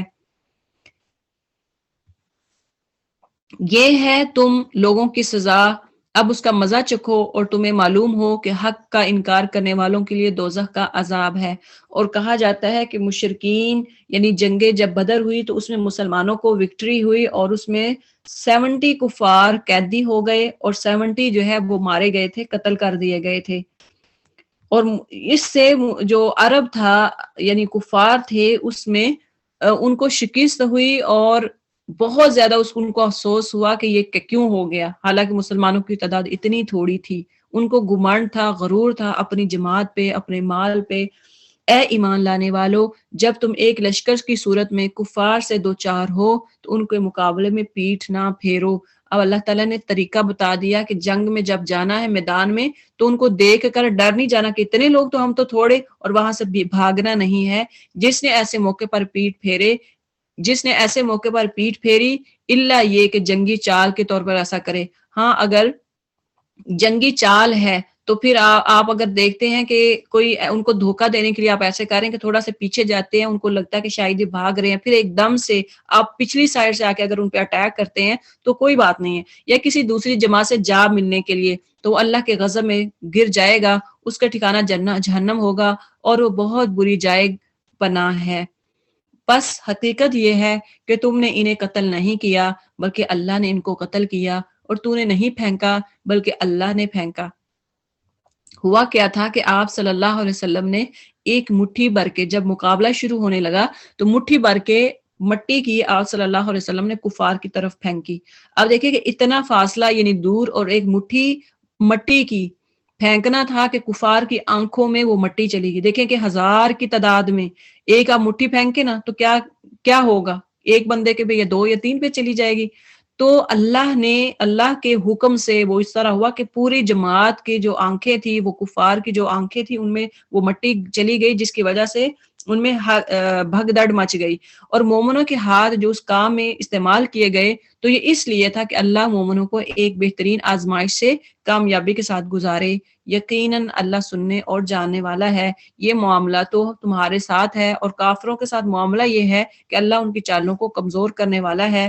ان کافروں سے کہہ دو اگر تم فیصلہ چاہتے تھے تو لو، فیصلہ تمہارے سامنے آ گیا، اب باز آ جو تمہارے ہی لیے بہتر ہے، ورنہ پھر پلٹ کر اسی حماقت کا اعادہ کرو گے۔ اگر اس کو ریپیٹ کرو گے تو ہم بھی اس کی سزا دہرائیں گے، اور تمہاری جمعیت، تمہاری جماعت، تمہارا گروپ، خواہ وہ کتنی ہی زیادہ ہو، تمہارے کچھ کام نہ آ سکے گی۔ اللہ مومنوں کے ساتھ ہے۔ اے ایمان لانے والو، اللہ اور اس کے رسول کی اطاعت کرو، اور حکم سننے کے بعد اس سے سرتابی نہ کرو، یعنی اس سے پھر نہ جاؤ۔ ان لوگوں کی طرح نہ ہو جاؤ جنہوں نے کہا ہم نے سنا حالانکہ وہ نہیں سنتے۔ یقیناً خدا کے نزدیک بدترین قسم کے جانور وہ بہرے گونگے لوگ ہیں جو عقل سے کام نہیں لیتے۔ اب اللہ تعالیٰ نے یہاں پہ انسانوں کو کہا کہ شر الدواب عند اللہ الصم البکم الذین لا یعقلون، وہ لوگ جو سنتے اور جو بہرے اور گونگے ہیں، یعنی یہ نہیں ہے کہ ان کے پاس کان نہیں ہے، سن نہیں سکتے، بلکہ کان ہے، حق کی بات ساتھ سن نہیں سکتے، قرآن آتا ہے اس کو سمجھتے نہیں، سنتے نہیں ہیں، عقل سے کام نہیں لیتے۔ تو ایسے لوگ جو ہیں وہ جانوروں سے بھی بدتر ہیں۔ اگر اللہ کو معلوم ہوتا کہ ان میں کچھ بھی بھلائی ہے تو وہ ضرور انہیں سننے کی توفیق دیتا، لیکن بھلائی کے بغیر اگر وہ ان کو سنواتا ہے تو وہ بے رخی کے ساتھ منہ پھیر جاتے ہیں۔ اے ایمان لانے والو، اللہ اور اس کے رسول کی پکار پر لبیک کہو، جبکہ رسول صلی اللہ علیہ وسلم تمہیں اس چیز کی طرف بلائے جو تمہیں زندگی بخشنے والی ہے، یعنی قرآن جو ہے وہ انسان کو زندگی بخشنے والا، اور جان رکھو کہ اللہ آدمی اور اس کے دل کے درمیان حائل ہے، اور اسی کی طرف تمہیں سمیٹے جاؤ گے۔ اسی لیے آتا ہے نا کہ دعا کرو اب اللہ تعالیٰ سے، یا مقلب القلوب صرف قلوبنا علی طاعتک، یعنی ہمارے دلوں کو پھیرنے والے، ہمارے دلوں کو اپنی اطاعت کی طرف پھیر دے، اور بچو اس فتنے سے جس کی شامت مخصوص طور پر صرف انہی لوگوں تک محدود نہ رہے گی جنہوں نے تم میں سے گناہ کیا ہو، اور جان رکھو کہ اللہ سخت سزا دینے والا ہے۔ یاد کرو وہ وقت جب کہ تم تھوڑے تھے، زمین میں تم کو بے زور سمجھا جاتا تھا، یعنی یہ جب مسلمان مکہ میں تھے تو ان کو کیا سمجھا جاتا تھا؟ کمزور ہیں۔ تم ڈرتے رہتے تھے کہ کہیں لوگ تمہیں مٹا نہ دے۔ مکہ میں مسلمان جو وہ ڈر رہے تھے، ڈر ڈر کے زندگی گزارتے تھے، پھر اللہ نے تم کو جائے پناہ مہیا کر دی، یعنی مدینہ میں تم آ گئے، اپنی مدد سے تمہارے ہاتھ مضبوط کیے اور تمہیں اچھا رزق پہنچایا، شاید کہ تم شکر گزار بنو۔ اے ایمان لانے والو، جانتے بوجھتے اللہ اور اس کے رسول کے ساتھ خیانت نہ کرو، اپنی امانتوں میں غداری کے مرتکب نہ ہو جاؤ، اور جان رکھو کہ تمہارے مال اور تمہاری اولاد حقیقت میں سامان آزمائش ہے، اور اللہ کے پاس اجر دینے کے لیے بہت کچھ ہے۔ یہ دیکھنے کہ اولاد جو ہے اور مال دونوں کو اللہ تعالیٰ نے فتنہ قرار دیا ہے، اسی اولاد کے لیے ہم حلال حرام ہر چیز کمانے کی کوشش کرتے ہیں، جو کچھ بھی ہو اولاد کو دینے کی کوشش کرتے ہیں۔ اللہ تعالیٰ نے فرمایا یہ فتنہ ہے۔ اے ایمان لانے والو، اگر تم خدا ترسی اختیار کرو گے تو اللہ تمہارے لیے کسوٹی بہم پہنچا دے گا، اور تمہاری برائیوں کو تم سے دور کرے گا، اور تمہارے قصور معاف کرے گا۔ اللہ بڑا فضل فرمانے والا ہے۔ وہ وقت یاد کرنے کے قابل ہے جب کہ منکرین حق تیرے خلاف تدبیریں سوچ رہے تھے کہ تجھے قید کر دیں یا قتل کر ڈالیں یا جلا وطن کر دیں، وہ اپنی چالیں چل رہے تھے اور اللہ اپنی چال چل رہا تھا۔ اللہ سب سے بہترین چال چلنے والا ہے۔ اللہ جو ہے وہ سب سے بڑا پلانر ہے۔ جب ان کو ہماری آیات سنائی جاتی تھی تو کہتے تھے کہ ہاں سن لیا ہم نے، ہم چاہتے تو ایسی ہی باتیں ہم بھی بنا سکتے ہیں، یہ تو وہی پرانی کہانیاں ہیں جو تم سے پہلے لوگ کہتے چلے آ رہے ہیں۔ مشرکین جب قرآن پڑھا جاتا تو وہ کیا کہتے تھے؟ ایسی بات تو ہم بھی بنا سکتے ہیں، یہ تو پرانی سٹوری ہے، پرانی کہانیاں ہیں، وہ پہلے سے لوگ کہتے چلے آ رہے ہیں، پہلے لوگ بھی ایسے کہتے تھے۔ وہ بات بھی یاد رہے جو انہوں نے کہی تھی کہ خدایا اگر یہ واقعی حق ہے اور تیری طرف سے ہے تو ہم پر آسمان سے پتھر برسا دے یا کوئی دردناک عذاب ہم پر لے آ۔ یعنی یہ کیا ہوا تھا کہ جب جنگ ہونے سے پہلے ابو جہل اس نے دعا کی تھی، خانہ کعبہ کو پکڑ کر اس کا غلاف پکڑ کے اس نے دعا کی تھی کہ اللہ اگر یہ نبی جھوٹا ہے تو پھر ہم پر پتھر برسا، اگر ہم سچے ہیں تو پھر اس پر پتھر برسا۔ تو کیا ہوا؟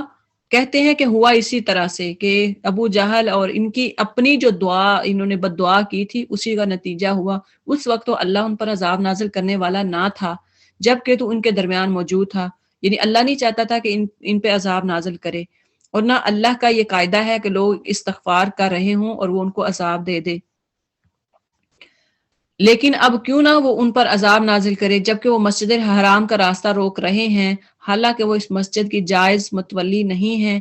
اس کے جائز متولی تو صرف اہل تقوی ہی ہو سکتے ہیں، مگر اکثر لوگ اس بات کو نہیں مانتے۔ اور کہا جاتا ہے کہ مشرکین کو بھی اللہ تعالیٰ نے دو طرح کا عذاب ان پہ بھیجا تھا، صرف مشرکین پر، ایک تو بدر کی صورت میں، اور دوسرا جو ہے جب مکہ فتح ہوا تھا، فتح مکہ کے موقع پر دوسرا عذاب ان پر آیا۔ یعنی جو مسلمان جنہوں نے اسلام قبول کر لیا اور جو باقی رہ گئے تھے تو ان کے لیے بھی کوئی عذاب سے کم نہیں تھا کہ ان کو ان کے ہی گھروں سے نکال دیا گیا یا وہاں سے اپنے گھر چھوڑ کے بھاگ گئے۔ بیت اللہ کے پاس ان لوگوں کی نماز کیا ہوتی ہے؟ بس چیٹیاں بجاتے اور تالیاں پیٹتے۔ آپ دیکھیں کہ یہاں پہ اللہ تعالیٰ نے اشارہ کیا ہے کہ ان کی نماز کا طریقہ کیا ہے، تالیاں بجانا، سیٹیاں بجانا۔ اب دیکھیں آج کل ہمارے امت میں، ہمارے مسلمان سوسائٹی میں کیا ہو رہا ہے؟ کیا ہم عبادت کرتے ہوئے ہماری عبادات کے نام پر سیٹیاں نہیں بجائی جاتی؟ قوالی کیا ہے؟ قوالی ہوتی ہے سیٹیاں، اس میں دھمال ہوتی ہے، اس میں ڈانسنگ، درویش یہ کیا ہے؟ یعنی درویش جو ہے یہ ناچتے ہیں، قوالیاں کرتے ہیں، نعتوں کے ساتھ کیا ہوتا ہے؟ رقص اور میوزک چلتا ہے۔ تو کیا ہماری عبادات بھی اب ہمارے معاشرے میں بھی اب عبادات کیسی ہو رہی ہیں؟ سیٹیاں اور تالیاں بجاتے ہوئے۔ تو اللہ تعالیٰ ہماری امت کو، ہماری قوم کو ہدایت دے۔ عرس اور نکالے جاتے ہیں، جلوس نکالے جاتے ہیں۔ آپ صلی اللہ علیہ وسلم کی 12 ربیع الاول کو آپ صلی اللہ علیہ وسلم کا نام سے جب آپ کی پیدائش ہوئی تو کیا جلوس نکالے جاتے ہیں، اور اس میں پھر رقص ہوتے ہیں، گھوڑیاں نچائی جاتی ہیں۔ اور 2 سال پہلے دیکھا ہوگا آپ نے کہ لڑکیوں کو بازاروں میں لے کے آتے کہ یہ ان کو پیش کیا جاتا ہے، قربان کیا جاتا ہے۔ بس اب لوگ اس عذاب کا مزہ چکھو اپنے اس انکار حق کی پاداش میں جو تم کرتے رہے ہو۔ جن لوگوں نے حق کو ماننے سے انکار کیا ہے وہ اپنے مال خدا کے راستے سے روکنے کے لیے اسے صرف کر رہے ہیں، یعنی وہ اپنے مال کو جہاد کے لیے خرچ کرتے ہیں اور ابھی اور خرچ کرتے رہیں گے، مگر آخر کار یہی کوششیں ان کے لیے پچھتاوے کا سبب بنیں گی، پھر وہ مغلوب ہوں گے، پھر یہ کافر جہاد کی طرف گھیر لیے جائیں گے۔ یعنی جن لوگوں نے حق کو ماننے سے انکار کیا اور وہ اپنے مال اللہ کے راستے سے روکنے کے لیے خرچ کرتے ہیں، جہاد کے خلاف خرچ کرتے ہیں، مسلمانوں کے خلاف، تو اللہ کہتا ہے یہ اور بھی کریں گے، لیکن یہی مغلوب رہیں گے، پھر یہ کافر جہنم کی طرف لائے جائیں گے، تاکہ اللہ گندگی کو پاکیزگی سے چھانٹ کر الگ کر دے اور ہر قسم کی گندگی کو ملا کر اکٹھا کرے، پھر اس پلندے کو جہنم میں جھونک دے۔ یہی لوگ اصل دیوالیے ہیں، یعنی اولئک هم الخاسرون۔ جیسے بینکرپٹ ہوتا ہے بندہ، اس کے پاس کچھ نہیں رہتا، ایسے قیامت والے دن ان کے سارے اچھے کام بھی ختم ہو جائیں گے. یعنی اچھے کام جو انہوں نے اپنی زندگی میں، جیسے وہ مشرکین مکہ جو تھے وہ بہت زیادہ حاجیوں کی کیئر کرتے تھے، حاجیوں کو کھانا کھلانا، ان کو شربت پلانا، حاجی آتے تو ان کو رہنے کے لیے اپنے گھر مہیا کرنا، یہ سب وہ فری کرتے تھے، اللہ کے لیے کرتے تھے. لیکن یہ ان کا کوئی کام نہیں آئے گا، ان کے اعمال 0+0 ہو جائیں گے، کیونکہ انہوں نے کلمہ نہیں پڑھا. اگر کلمہ پڑھ لیتے، اگر اللہ کا نام لیتے، لا الہ الا اللہ کہہ لیتے، تو پھر کیا ہونا تھا کہ 0 کے ساتھ 1 شروع میں لگ جاتا تو ان کے اعمال 100 سے بھی زیادہ ان کا، یعنی ان کو ریوارڈ ملنا تھا. اب دیکھیں کہ ہمارے یہاں پہ انگلینڈ میں جیسے کہہ لیں کہ عیسائی جو ہیں، کرسچن کتنے زیادہ چیریٹی کرتے ہیں، یا بات بات پہ بینیفٹس ملتے ہیں. ہمارے جو ادھر زیادہ رہنے والے ہیں آپ کو پتہ ہے کہ کوئی بھی بیمار ہے، جتنا زیادہ بیمار ہے اتنے زیادہ اس کو بینیفٹس ملتے ہیں، اتنے ہی زیادہ ان کو امداد زیادہ ملتی ہے. اسی طرح سے کوئی اگر جیسے بچہ پیدا ہوتا ہے تو پیدا ہوتے ہی اگر آپ اس کو رجسٹر کروا دیتے ہیں تو اس کو وہ بینیفٹ دیتے ہیں، اس کو وہ منتھلی پے کرتے ہیں. تو یہ کیا ہے؟ یہ اصل میں دین جو ہے حضرت عمر رضی اللہ تعالی عنہ نے جو جب جیسے بچہ پیدا ہوتا تھا تو وہ وظیفہ لگا دیتے تھے، تو وہی آج کرسچن جو ہے، یعنی آپ یوکے میں دیکھیں تو یہ کر رہے ہیں، ہوتا ہے. اسی طرح سے جو ویڈو ہوتی ہیں ان کا وہ خیال رکھتے ہیں، جو 70+ ہیں ان کو بینیفٹ دیتے ہیں، ان کے لیے فیئر فری جو نکالا ہوا ہے وہ کارڈ دیتے ہیں کہ وہ فری سفر کر سکتے ہیں، وغیرہ وغیرہ. تو ان سب کا کرنا، دیکھیں کہ سب سے زیادہ یہ چیریٹیز وغیرہ جو ہے نا کرسچن میں ہے، لیکن ایمان نہیں ہے ان میں. تو ایمان نہ ہونے کی وجہ سے ان کے اعمال 0+0، یہ کیا ہوگا؟ 0 ہو جائیں گے. تو اگر یہی کلمہ پڑھ لیں، باقی سارے کام کر رہے ہیں، کلمہ پڑھ لیں تو اللہ تعالیٰ جزا دینے والا ہے ان کو. اے ایمان لانے والو، ان کافروں سے اب دیکھیں کہ انصاف کہاں ہوتا ہے؟ کیا ہمارے ملک پاکستان میں انصاف ہوتا ہے؟ نہیں. یہاں پہ اگر کوئی کسی کو قتل کر دے یا کسی کے ساتھ لڑائی جھگڑا یا کوئی بھی کسی صورت میں، تو انصاف یہاں پہ کتنا ہوتا ہے؟ نہ آپ کو رشوت دینی پڑتی ہے، نہ آپ کو کوئی غلط ہتھ کنڈے استعمال کرنے پڑتے ہیں، انصاف آپ کے ہوتا ہے. ہر چیز یہاں پہ کہہ لیں کہ آپ کے پاس ہے، لیکن کلمہ نہیں. کلمہ انہوں نے نہیں پڑھا، اس وجہ سے اللہ تعالیٰ ان کو پوچھے گا، اے ایمان لانے والو، ان کافروں سے جنگ کرو یہاں تک کہ فتنہ باقی نہ رہے اور دین پورا کا پورا اللہ کے لیے ہو جائے. پھر اگر وہ فتنے سے رک جائیں تو ان کے اعمال کا دیکھنے والا اللہ ہے، اور اگر وہ نہ مانے تو جان رکھو کہ اللہ تمہارا سرپرست ہے اور وہ بہترین حامی و مددگار ہے. سبحانک اللہم و بحمدک، نشہد ان لا الہ الا انت، نستغفرک و نتوب الیک، وصلی اللہ علی خیر خلقہ محمد و آلہ و اصحابہ اجمعین. سبحانک اللہم و بحمدک، نشہد ان لا الہ الا انت، نستغفرک و نتوب الیک، وصلی اللہ علی خیر خلقہ محمد و آلہ و اصحابہ اجمعین. آمین آمین یا ارحم الراحمین. السلام علیکم ورحمۃ اللہ وبرکاتہ.